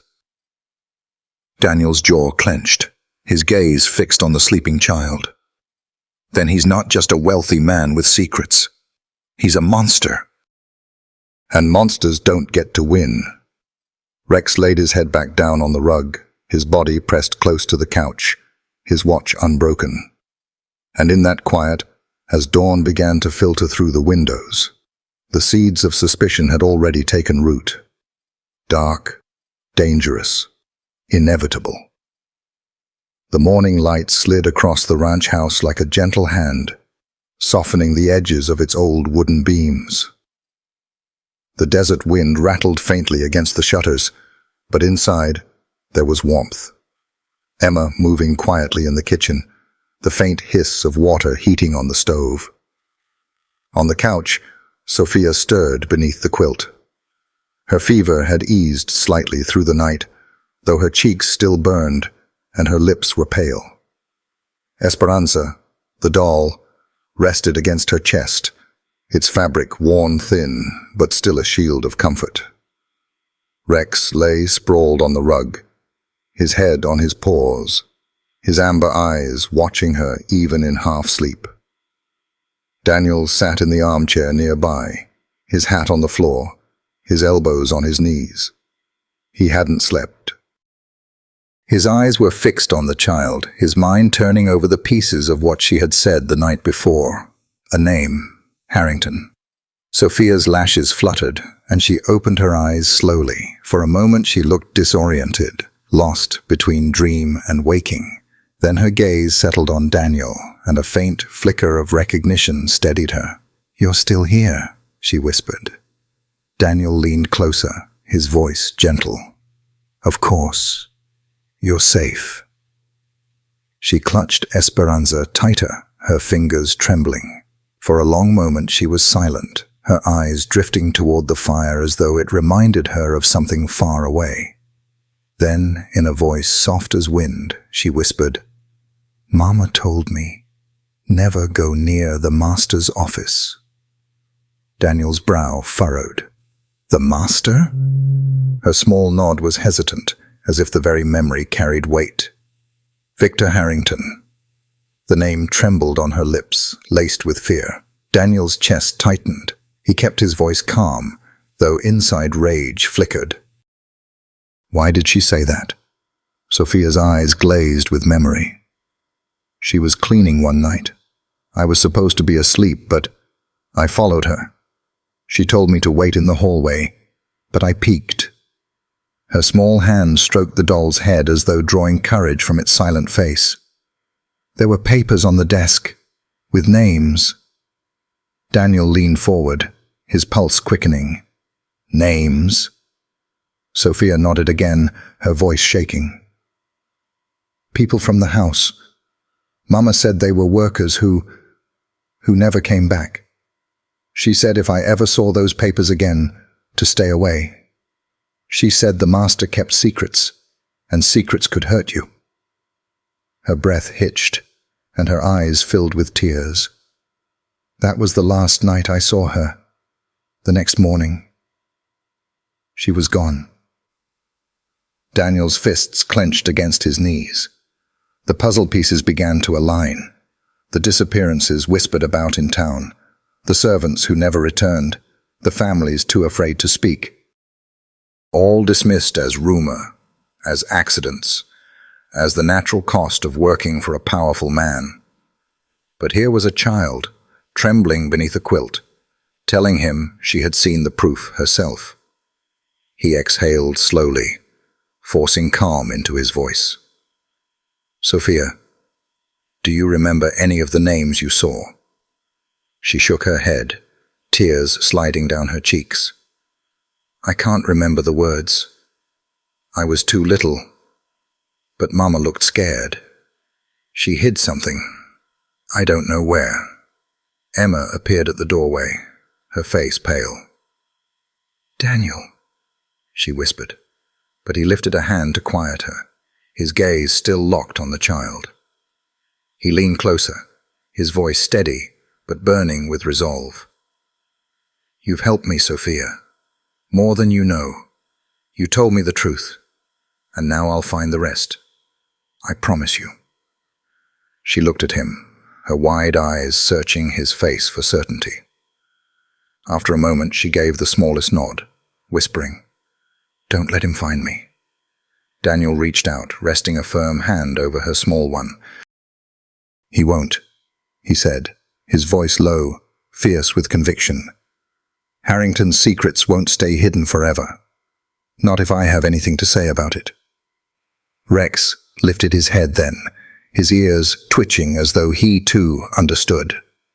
His gaze fixed on Daniel, amber eyes steady, silent, but resolute. And in that moment, inside the quiet ranch house, a fragile thread of truth had been pulled from the shadows. A whisper of secrets. A spark that would soon set fire to everything Victor Harrington had built. The town of Dry Creek sat like a weary secret at the edge of the desert. Its streets were quiet, the buildings faded with sun and time, peeling paint on storefronts, the old diner's neon sign flickering like a tired heartbeat. Daniel knew every face here, every family line, every whispered rumor. And today, those whispers mattered more than ever. He walked down Main Street in plain clothes, not his uniform. The badge stayed tucked in his pocket. Sometimes authority made people tighten their lips instead of opening them. His eyes scanned the porches and corners, noting how folks looked away when Harrington's name was even brushed against in casual talk. Fear hung in the air like dust. Inside the diner, the clink of dishes echoed in the stillness. A waitress poured his coffee without a word, her eyes darting nervously when he asked simple questions. "You heard anything about missing workers? Folks who never came back from the Harrington place?" She hesitated, her hand tightening on the coffee pot. "I don't know nothing," she murmured, before hurrying off to another table. Daniel watched her go, his jaw tightening. Fear, it was everywhere. At the hardware store, an older man, Mr. Valdez, paused when Daniel pressed the same question. The man's weathered face shifted, his mouth working as though words long buried fought to be spoken. Finally, in a low voice, he admitted, "My nephew worked out there last spring. Strong boy. Good with his hands. He never came home. They told us he just left." His eyes darkened. "But I don't believe it. Harrington doesn't let people leave. Not when they know too much." Daniel thanked him quietly, a weight settling deeper in his chest. By midday, he had pieced together fragments. Missing workers, whispered threats, families who stopped asking questions because asking only brought more pain. None of it was enough for the law. But it was enough to know Sophia's story was no fevered dream. As the sun sank lower, painting the town in amber light, Daniel turned his cruiser back toward the ranch. His hands tightened on the wheel. The puzzle was coming together, ugly and inevitable. At the ranch house, Emma sat on the porch with Sophia curled against her side. The girl wore one of Emma's soft flannel shirts, the sleeves rolled up past her thin wrists. Her small hands clutched Esperanza, but her posture was less guarded now. Emma stroked Sophia's hair, her voice gentle. "See that sky? When I was your age, I used to think God painted it just for me." Sophia's eyes lifted, wide and uncertain. "For you." Emma smiled faintly. "For everyone who needs hope." She brushed a strand of hair from the child's cheek. "Now it's for you too." Sophia leaned into her, a hesitant but real trust forming. She whispered, "I never had a porch before, or a place that felt quiet." Emma's throat tightened. She kissed the top of Sophia's head. "You do now, sweetheart. Your family here." Rex lay stretched across the porch steps, his body relaxed, but his ears still twitching at every desert sound.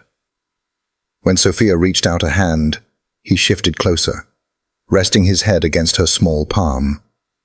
She giggled softly, a fragile, trembling sound, But it was the first laughter Daniel heard when he pulled into the drive. He climbed the porch steps, pausing at the sight. Emma's arm around the child, Rex's head in her lap, the desert sky burning gold above them. For a moment, it looked like the beginning of something whole again, but Daniel's eyes carried the weight of what he'd learned in town. He sat on the porch rail, silent for a long time, before finally saying, "She wasn't lying. People are missing. Families know it, but they're too afraid to speak. Harrington's behind it. I can feel it." Emma's hand tightened protectively on Sophia's shoulder. "Then what happens now?" Daniel looked at the child, her bruised wrists wrapped in clean bandages, her tired eyes clinging to hope.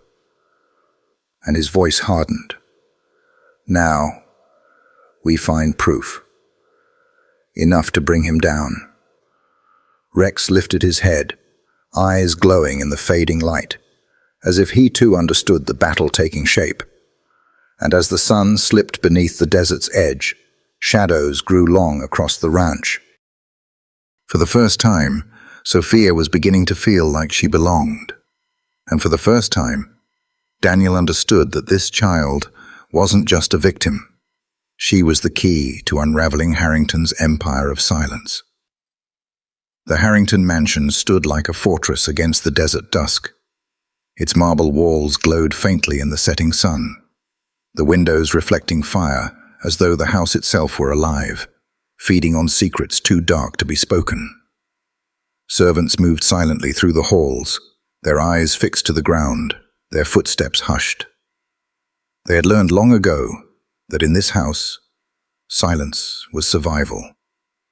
In his study, Victor Harrington sat behind a desk of polished mahogany, the kind imported from forests halfway across the world. A glass of brandy sweated in his hand, though he had barely touched it. Before him lay an opened folder, its contents brief but damning. Whispers carried from town, a patrol officer's questions, and, buried in a final report, a name. Sophia. Victor's jaw tightened. He leaned back in his leather chair, the brandy glass trembling slightly, before he set it down with deliberate calm. He had left her in the desert. He had tied her himself. He had watched the night swallow her. Yet the report was clear. A child had been found alive, carried into town under the protection of Officer Daniel Hayes. His hand curled into a fist. "Impossible," he muttered. But doubt was a poison, and it was spreading fast. The door opened without a knock. Joaquin Solis entered, the shadow Victor trusted above all others. Joaquin was lean, hard-eyed, with the look of a man who had buried his conscience years ago. His boots clicked against the polished floor, his presence cold as steel. Victor's gaze lifted. "She lives." Joaquin tilted his head. "The girl?" Victor's voice sharpened. "The maid's brat. She should have been gone by now.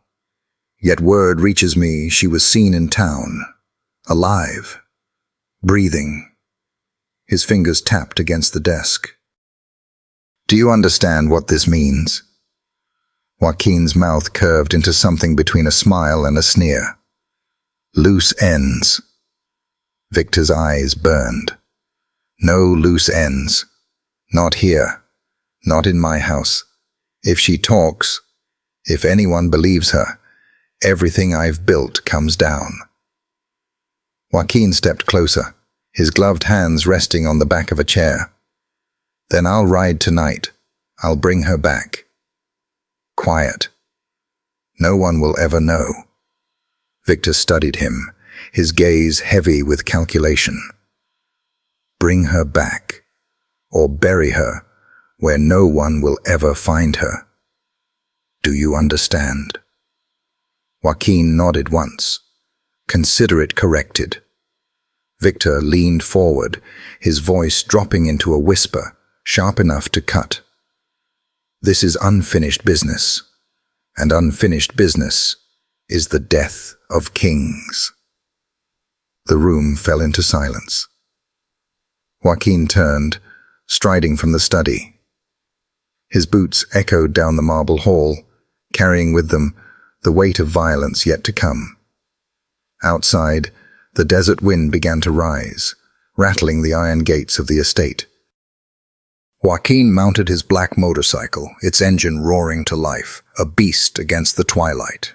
Behind him, 2 trucks loaded with Harrington's men followed, headlights slicing the dark. They rode out toward the horizon, engines growling, dust spiraling into the night sky. The desert swallowed the sound quickly, but the intent lingered like thunder on the edge of a storm. Joaquin adjusted his gloves, his mouth twisting into a grim line. "A child," he muttered to himself, the words bitter on his tongue. "A child shouldn't matter, but she does." His eyes narrowed against the wind. And tonight, she learns what it means to cross Victor Harrington. The convoy pushed deeper into the desert, their lights carving a path through the sand. Above them, storm clouds gathered on the horizon, bruised and heavy, mirroring the violence that drew nearer with each mile. Back at the ranch, Sophia slept beneath Emma's quilt. Rex stretched across the doorway like a sentinel, and Daniel sat at the table, piecing together the whispers of secrets into a plan for justice. None of them yet knew that the storm was already on its way. The desert night lay heavy around the ranch, the silence broken only by the creak of the porch swing and the faint murmur of crickets in the fields.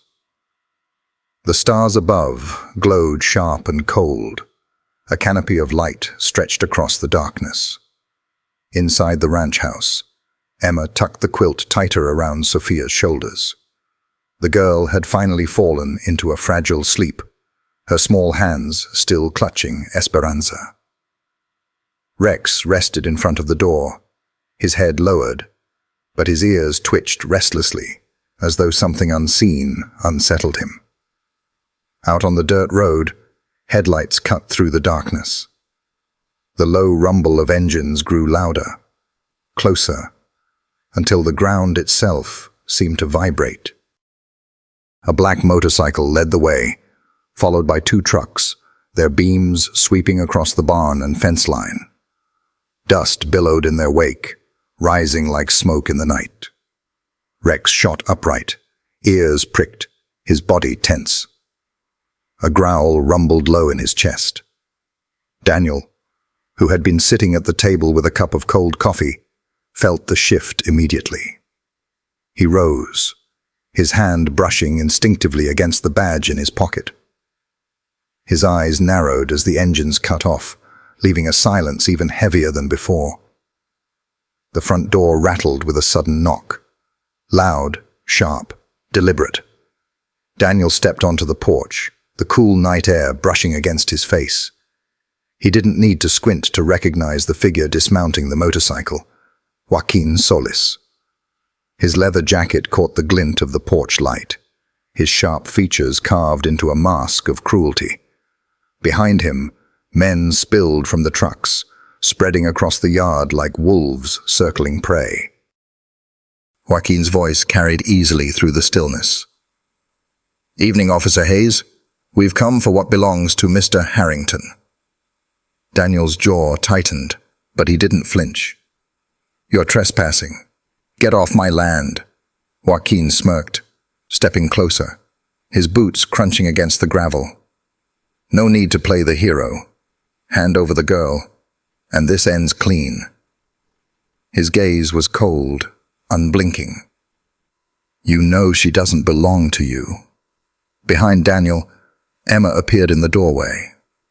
Her face was pale, but her eyes burned with resolve. She clutched Sophia tighter to her chest, backing into the shadows of the house. The child stirred faintly at the noise, whispering in her sleep, "Protect her." Rex growled louder, his body pressed against the threshold, his teeth flashing in the dim light. Daniel held Joaquin's gaze, his voice calm but laced with steel. That little girl doesn't belong to Harrington. She's a child, not property. And I'll be damned before I let you take her. One of Joaquin's men stepped forward, spitting into the dirt. You think you can stand against us alone? Daniel didn't blink. Not alone. He glanced down briefly, and Rex's growl deepened, the dog shifting into a stance ready to lunge. The sound was primal, enough to make even hardened men hesitate. Joaquin's smirk faltered for just a second, his eyes narrowing at the shepherd. Still alive, he muttered, recognition flickering. That explains a lot. The standoff thickened, the air charged, the ranch house caught in the center of a storm about to break. Emma pulled Sophia further back into the darkened living room, whispering fiercely, "Stay down, sweetheart. Don't make a sound." Sophia clutched Esperanza tight, her wide eyes glistening with fear, but she obeyed. On the porch, Daniel squared his shoulders. His voice was calm, steady, unflinching. You've got two choices. Turn around and walk away, or step forward and find out how far a man will go to protect a child. Rex's growl turned into a sharp bark, loud enough to cut through the night like thunder. The men shifted uneasily. Joaquin lifted a hand, signaling them back for the moment. His gaze remained fixed on Daniel, a promise of violence simmering in his eyes. "This isn't over," Joaquin said softly, almost like a vow. "Harrington finishes what he starts." He turned back toward his bike, his men following reluctantly. Engines roared back to life, headlights cutting through the dust as they retreated into the desert night. But Daniel knew this was only the beginning. The storm had come to his doorstep, and it would return. Inside, Sophia's trembling voice broke the silence. "He'll find me." Daniel stepped back inside, his eyes hard, his voice gentle but fierce. "Not while I'm breathing, he won't." Rex settled at Sophia's feet, his body a shield, his eyes glowing in the dim light. And in that fragile house, surrounded by shadows of violence, a vow was made, one that would not break, no matter the cost. The dust hadn't yet settled from the engines when Joaquin stepped forward again, his boots crunching on gravel. He raised a hand to halt his men, his smirk returning, sharp as broken glass. The porch light glinted off his eyes as he called out, his voice cutting through the night like a blade. "Let's stop pretending, Officer Hayes. The girl doesn't belong to you. She belongs to Mr. Harrington." Inside the house, Emma tightened her hold on Sophia, her heart thundering. The child's wide eyes filled with fear at the sound of Harrington's name, her fingers clutching Esperanza until the fabric strained. Daniel's face hardened. He stepped down from the porch, boots firm in the dirt, meeting Joaquin's gaze without a flicker of hesitation. His voice was steady, deep with contempt. "Belongs. She's not a thing you can own. She's a child. And I know damn well you left her to die out there." Joaquin tilted his head, the smirk never leaving his lips. "Careful, Hayes. You're making accusations without proof." Daniel's jaw tightened, anger simmering just beneath the surface. "Proof?" His voice rose, echoing against the quiet desert. "I found her wrists torn open from rope. I found her half dead under a sun that should have killed her. That's not proof enough for you. That's attempted murder." The men behind Joaquin shifted uneasily, exchanging glances. They weren't used to being confronted so openly, especially by a lawman who looked ready to burn everything down for one child. Joaquin chuckled low, stepping closer. "Murder? No, officer. It was discipline. Harrington teaches lessons to those who steal from him, even brats. You of all people should understand. Order requires consequences. Daniel took a step forward, his eyes blazing. A 6-year-old girl isn't a thief, she's a victim. And if Harrington thinks he can cover up his crimes behind words like discipline, then he's worse than I thought. The air grew taut, every breath heavy. One of Joaquin's men, a thick-set thug with a scar running down his jaw, sneered and moved toward the porch. Enough talk. Let's just take the brat and be done with it. Before Daniel could move, Rex was already there. The shepherd exploded from the porch with a feral snarl, his paws tearing into the dirt. His body slammed between the thug and the steps, his teeth bared in a flash of white. The man stumbled back, eyes wide as Rex lunged, snapping at the air inches from his hand. The growl that ripped from Rex's chest was primal, thunderous, echoing across the night. The thug raised his arms defensively, cursing, but he dared not step closer. Rex circled him, shoulders stiff, ears flat, every muscle radiating lethal intent. Daniel didn't move to restrain him, his voice cut like steel. That dog's got more sense of justice than any of you. Joaquin's smirk faltered for the first time, his eyes narrowing at the shepherd.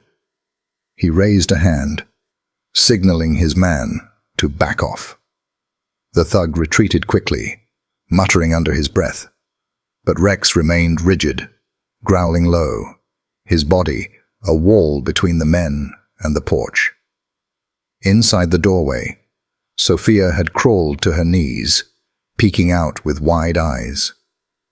She watched Rex, the animal that had saved her once already, now standing like a warrior before her home. Her lips trembled, but a single word escaped her. Protect her. Emma pulled her back gently, whispering, "Stay hidden, sweetheart." But her own eyes shone with tears, knowing the girl was right. Daniel took another step forward, his voice dropping into a deadly calm. "You tell Harrington this. If he wants to come for her again, he'll have to come through me, and through him." He nodded at Rex, whose growls rumbled like thunder. Joaquin studied him for a long moment, the smirk gone, replaced by something colder. His voice was quiet, but laced with menace. "Then you've just made yourself part of this war, Hayes. And wars have casualties." He turned sharply, mounting his motorcycle with a fluid motion. His men climbed back into their trucks, engines rumbling to life once more. Dust swirled as they backed away, their headlights cutting through the dark as they retreated into the desert. The silence that followed was thick, suffocating. Daniel exhaled slowly, his fists still clenched. Rex remained on the dirt, his stance rigid, eyes glowing amber in the porch light. Only when the last engine had faded did he step back, returning to the doorway where Sophia's small face peeked out. He pressed his nose against her hand gently, the growl fading into a low whine. Sophia knelt, burying her face against his fur, her shoulders shaking. "Protect her," she whispered again, clinging to him as though he were the only thing keeping the shadows away. Daniel looked at them both, the broken child and the dog who refused to leave her side. His voice was quiet, but it carried the weight of a vow. "They'll come back, and when they do, we'll be ready." The night stretched on around the ranch, but inside, the fragile line of family, man, child, and dog, had been drawn, and nothing Harrington sent would ever find them unguarded again. The dust lingered long after the headlights disappeared into the desert. The rumble of engines faded, leaving the ranch wrapped again in silence. But it was not the quiet of peace. It was the heavy, suffocating quiet of a storm gathering just beyond the horizon. Daniel stood at the edge of the porch, his boots planted in the dirt, his fists still clenched from the confrontation. His breath came slow and deliberate, each exhale an effort to contain the fire burning in his chest. From the retreating convoy, Joaquin's final words echoed in his ears. "We'll return with fire. Not a threat. A promise."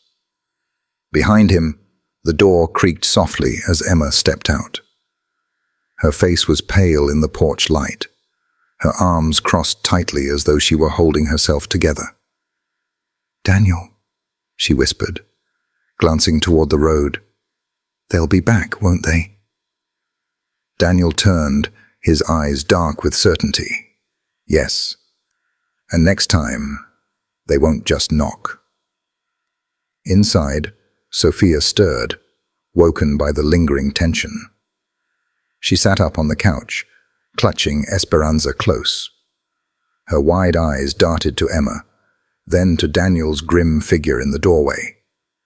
"He'll come back," she said softly, her voice trembling. Rex padded over, pressing his muzzle into her lap. The girl's shaking hands buried themselves in his fur, her small body leaning against his warmth. The shepherd's steady presence calmed her, though his eyes glowed with the same sharp awareness as Daniel's. He too had heard the warning. He too was waiting for the fire.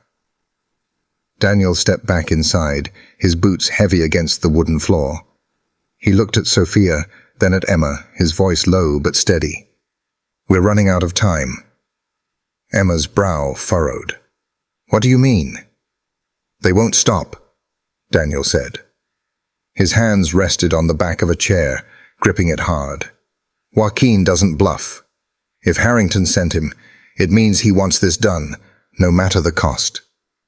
Tonight was just a message. Next time, they'll come to burn us out." Emma's hand flew to her mouth, horror flickering in her eyes. "Daniel, this is a child. We can't fight a war here. We can't—" "I know," he interrupted, his voice sharp but not unkind. "That's why we need more than guns or words. We need proof. Real, undeniable evidence that ties Harrington to everything. Sophia's mother, the missing workers, all of it. Otherwise, he'll crush us, and the law will look the other way." Silence settled heavy in the room. The fire crackled faintly in the hearth, throwing shadows across the walls. Sophia looked up at him, her eyes wide, her voice trembling but earnest. "Mama said, the truth is hidden in his office." Daniel's gaze softened at her words. He crouched down, meeting her eye level. "And you trust what she told you?" She nodded, clutching Esperanza tighter. "Mama never lied." Emma knelt beside them, wrapping an arm protectively around the girl. Her eyes flicked to Daniel's, filled with worry. "You're thinking of going after it?"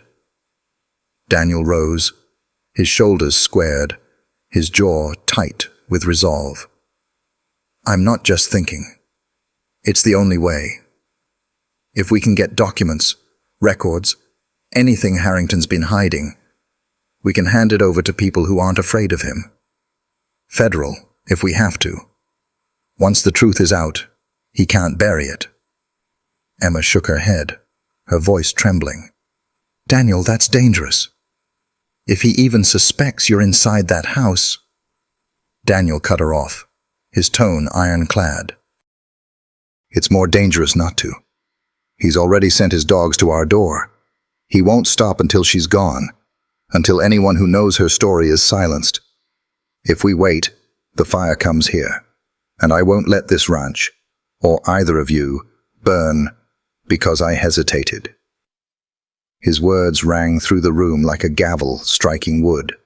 Rex lifted his head, his ears pricking, as though agreeing with Daniel's vow. His eyes locked on the door, alert, already ready to move. Emma exhaled shakily, tears glistening in her eyes. She looked at Sophia, who sat nestled against the shepherd's side, her small face pale but steady. "If you go after this, promise me you'll come back." Daniel's gaze lingered on them both. The child who had been left for dead, the sister who had always stood by him, the dog who had already given more loyalty than most men. His voice was low but fierce. "I will, and I'll bring back the truth. Harrington won't own this town anymore. Not after I'm through." Outside, the desert wind howled, rattling the shutters, carrying with it the weight of Joaquin's threat. "We'll return with fire." But inside the ranch house, Daniel Hayes made a decision that would shift the battle. The next move was his, and it would not be made with fear. It would be made with evidence, with courage, and with the unbreakable bond of a family forged in the ashes of cruelty. The ranch lay silent under moonlight. Emma tucked Sophia into bed, Rex curled protectively at her feet, and Daniel lingered at the doorway, heavy with Harrington's threat. All seemed calm until Sophia stirred, clutching her doll and whispering through fever, "Mama, the bag." Daniel knelt close, coaxing details from her fragile memory. Her mother, Elena, had hidden a bag under the floorboards of Harrington's mansion. Inside were papers, names of people who disappeared, workers who never came back. Sophia's tears confirmed the weight of the secret. Eleanor had known Harrington's crimes and died for it. Daniel promised the child her mother's voice wouldn't be lost. Rex lifted his head, sensing the vow. Emma's worry pressed hard. If Harrington discovered their search, he'd bring fire. But Daniel's resolve was clear. This time, we'll have the truth in our hands. Days later, the church hall of Dry Creek transformed into a gathering place. Families sat in tense silence as Daniel spread the contents of the recovered leather bag across a wooden table. Yellowed pages bore names, dates, and fates. He began reading aloud. Mateo Alvarez, June. Disappeared. A mother wept. Her son hadn't abandoned her as Harrington claimed. Another name, Lucia Ramirez, 23. And a sister cried out, clutching her baby. Each name cracked open wounds Harrington had buried with lies. The room filled with sobs and fury. Daniel's voice rose above the storm. Harrington built his empire on silence. "And he made you believe your loved ones left you. These papers prove the truth. He took them. He is guilty." A scarred man challenged him. "What good are papers? Harrington owns the sheriff, the courts. He'll burn us out." Daniel met his gaze. "Not if we stand together. Alone, he can crush us. United, we're louder than his money, stronger than his threats. These papers are evidence federal law can't ignore, but only if we refuse to live in fear." Faces hardened. Grief shifted into resolve. The mother of Mateo Alvarez stood tall. "If this is the truth, then we owe it to them, all of them, to fight." Murmurs spread, agreement, courage long buried, but still alive. Emma reminded them, Sophia's mother died for this truth. A child carried it until she was brave enough to speak. If she had courage, so can we. Sophia, clutching her doll, whispered into Rex's fur, "Mama, they heard you." Then Donna Benedicta rose, her shawl heavy, her voice steady. "My son's name was on that list. They told me he left me, but I knew better, and now I know the truth." She revealed a path forward, her nephew, a federal officer in Santa Fe, untouched by Harrington's reach. If they could get the documents to him, an investigation could begin in real courts, beyond Harrington's influence. Hope rippled through the hall. Daniel warned of danger.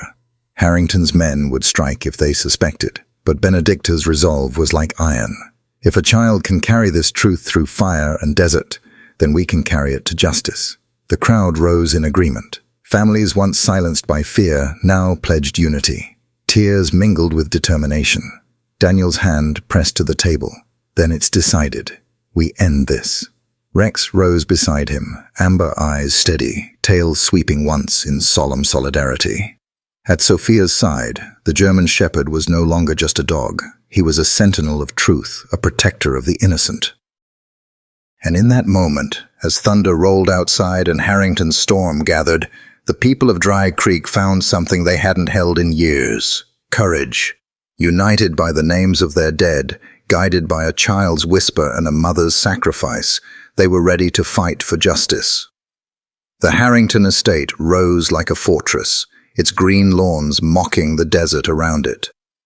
Daniel drove a forged service truck past the gates, Miguel Alvarez at his side, and Rex crouched in the bed, nose twitching, instincts razor-sharp.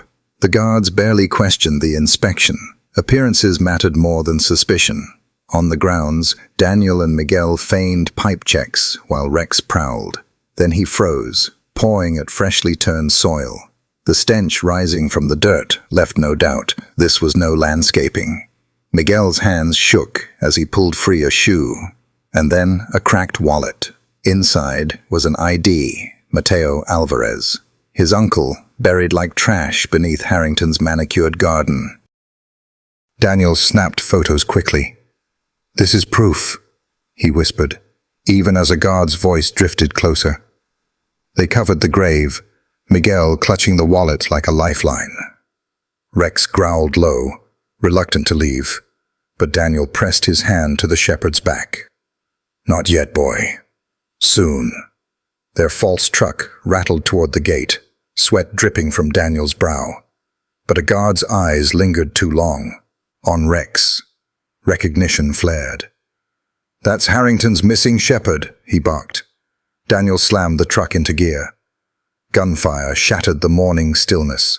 Bullets tore glass, dirt, steel. Miguel ducked, clutching the bag of documents, while Rex barked ferociously from the bed. The chase thundered across the desert. Daniel swerved into a dry wash, engines howling behind. One truck flipped in a shower of dust and metal. The others faltered. At last, silence swallowed the ravine. Hidden beneath rocks, breath ragged, Daniel's resolve hardened. They had to get the evidence out. Now. Night fell on Daniel's ranch. Sophia curled on the couch, clutching her doll, while Rex stood guard, growl low and steady.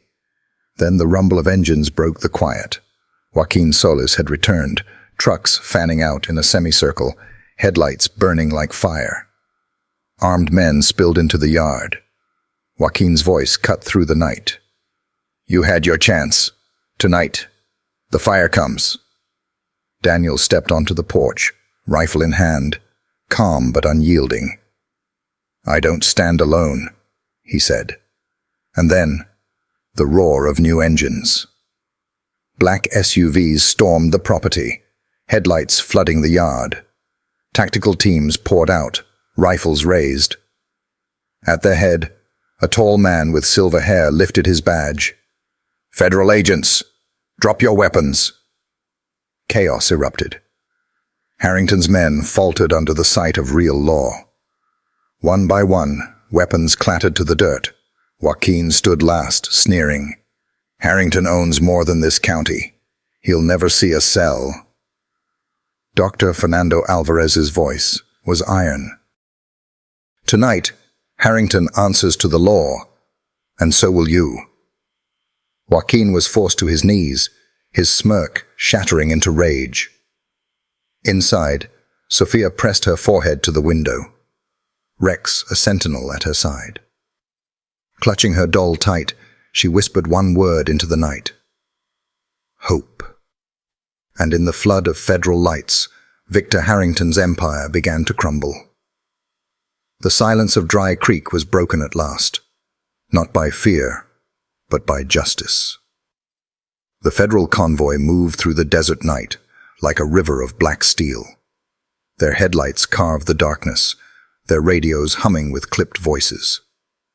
For the first time in years, the Harrington estate was no longer untouchable.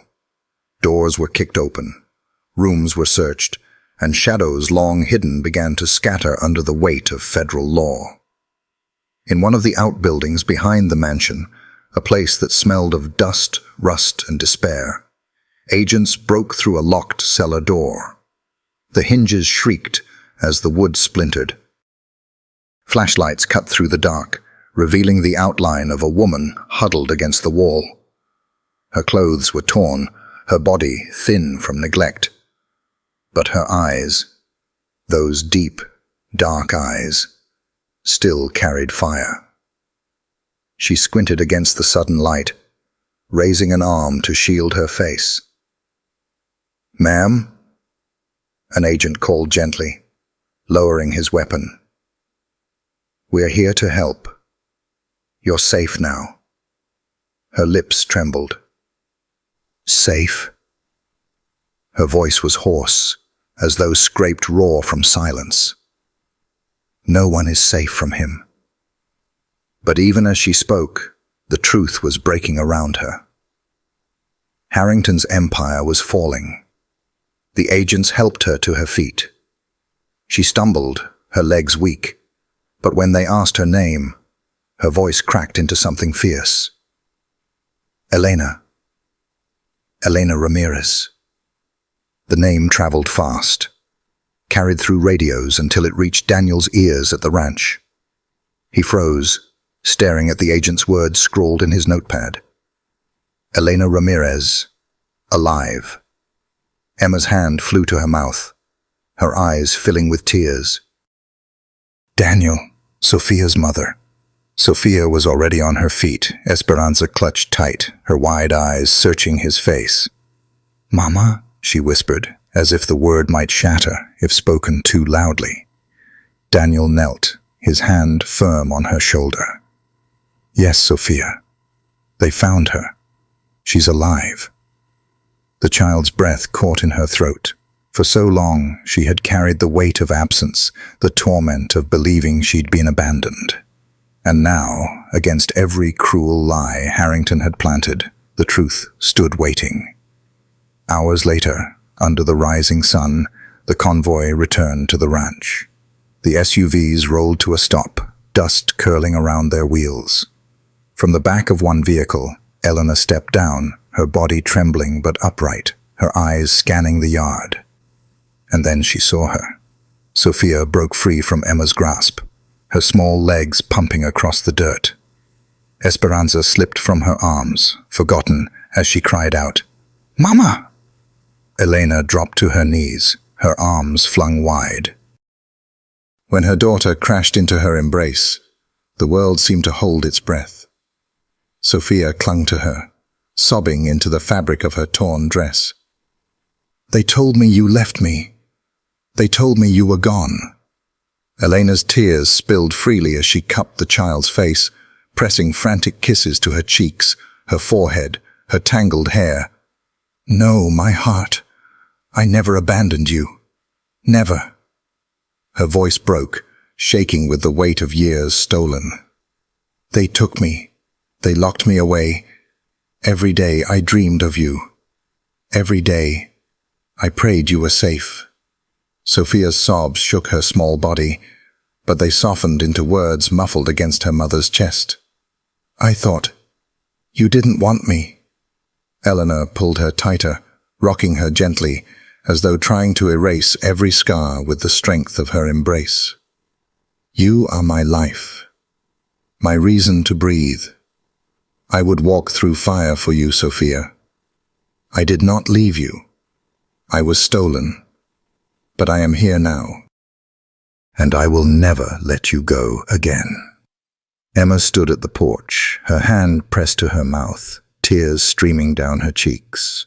Daniel's jaw tightened, his throat burning as he watched the reunion, knowing he had witnessed something rare, the miracle of a family pieced back together from ashes. Rex stood nearby, tail wagging slowly, his eyes fixed on Sophia. She looked up through tears and reached a hand to him, pulling him into the embrace. "Mama." This is Protector. He saved me. He brought me to you." Elena laid a trembling hand on the shepherd's head, her eyes glistening. "Then he is family too." The three of them, mother, daughter, and dog, knelt together in the dirt as the sun broke fully over the horizon, gilding the desert in gold. For the first time since Harrington's shadow fell across their lives, Sophia felt the weight lift. She had her mother again. She was not abandoned. She was not alone.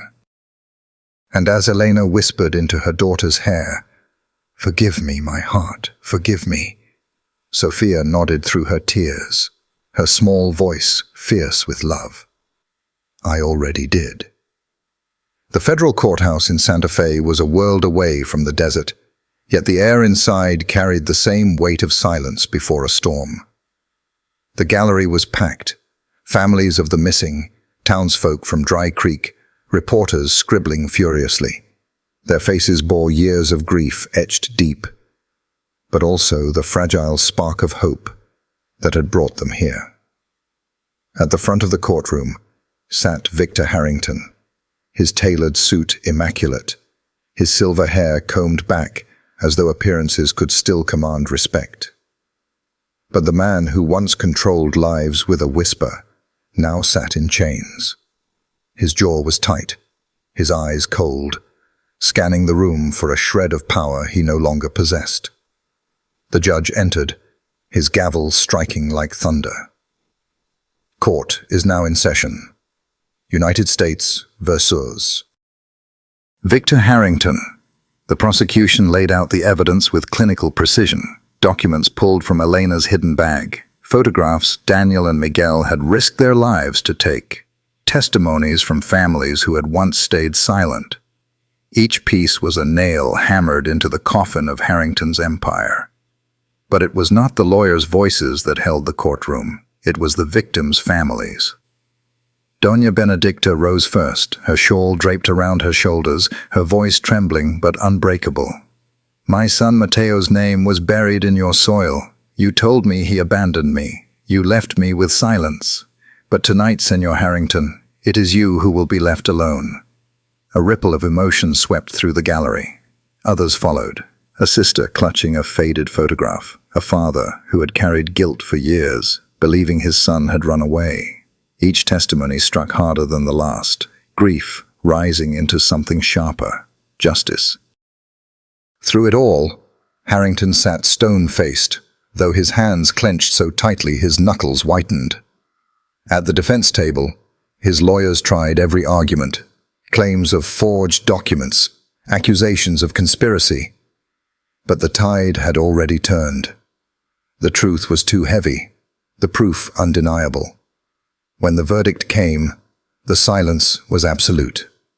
On charges of kidnapping, conspiracy, and murder, this court finds the defendant, Victor Harrington, guilty. The gavel fell. Harrington's composure cracked for the first time. He surged to his feet, his voice venomous. "You think this changes anything? My money, my name. You can't erase me." But the judge's voice cut through his tirade. "You are sentenced to 70 years in federal prison. You will live out your days behind bars, remembered not for power, but for cruelty." The marshals dragged Harrington from the room, his curses echoing down the hall, but no one turned to look. The empire he had built was gone. In the gallery, families clutched one another, tears streaming freely. Doña Benedicta wept openly, Miguel's arm around her shoulders, as he whispered, "Mateo is at peace now." A young mother hugged her baby tighter, whispering through sobs, "Lucia, we did it. They heard us." Emma's tears fell silently as she held Sophia, who sat on her lap, Esperanza pressed to her chest. The child's eyes were wide, absorbing the moment with the clarity only a survivor could know. Daniel sat beside them, his broad frame slumped with exhaustion, but his gaze steady. For months, he had carried the weight of Harrington's shadow, Now he felt it lift. He looked down at Rex, who sat at his feet, head high, amber eyes calm. The shepherd had not flinched, not once, from the darkness. Now, in the light of justice, he was recognized not just as a protector, but as the hero who had carried them here. When the judge adjourned, the gallery erupted into applause. Not loud but steady, like the heartbeat of a community reborn. Reporters pushed forward, cameras flashed, but the faces that mattered were those of the villagers, their grief tempered by closure. Daniel stood, his hand resting on Emma's shoulder. "It's over," he whispered. Emma shook her head softly, smiling through tears. "No, brother. It's beginning." Sophia reached down, burying her hands into Rex's fur. "Protect her," she whispered, pressing her cheek against his head. Rex's tail brushed the floor, slow and steady, his eyes warm with the quiet pride of a soldier whose mission was complete. And in that moment, in the hallowed walls of the courtroom, the families of the lost were no longer victims. They were witnesses to justice. Harrington's fall was not just his end, but their beginning. The seasons turned gently in Dry Creek. Winter gave way to spring, and the desert bloomed in quiet defiance, cactus flowers bursting in color, the air carrying the faint perfume of mesquite. For months, the ranch had become more than a safe haven. It had become a home reborn. Sophia, once a fragile child trembling in the dark, now ran freely across the dusty yard, with laughter trailing behind her. Her cheeks carried the healthy flush of sunlight, her eyes sparkled with the joy of belonging. Esperanza. The doll still came everywhere with her, though its tattered edges were now sewn carefully by Emma's hands, mended as faithfully as the girl's spirit. And always, Rex was beside her.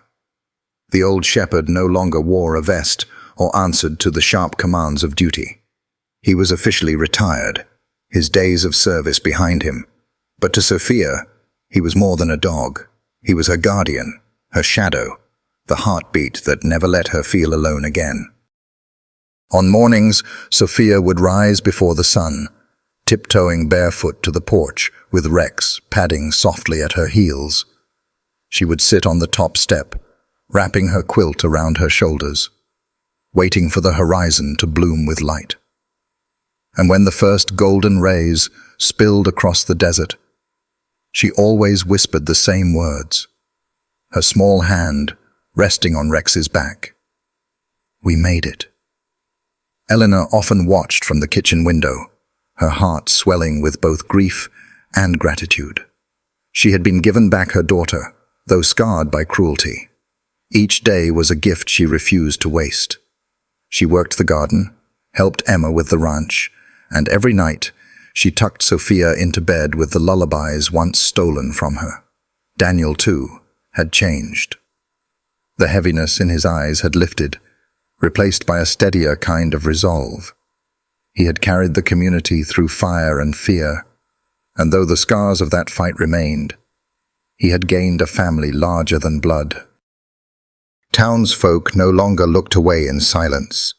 They waved from porches, greeted him with words of thanks. Harrington's shadow had been replaced with light, but the center of it all was Sophia and her guardian. One afternoon, the town gathered for a small ceremony outside the courthouse.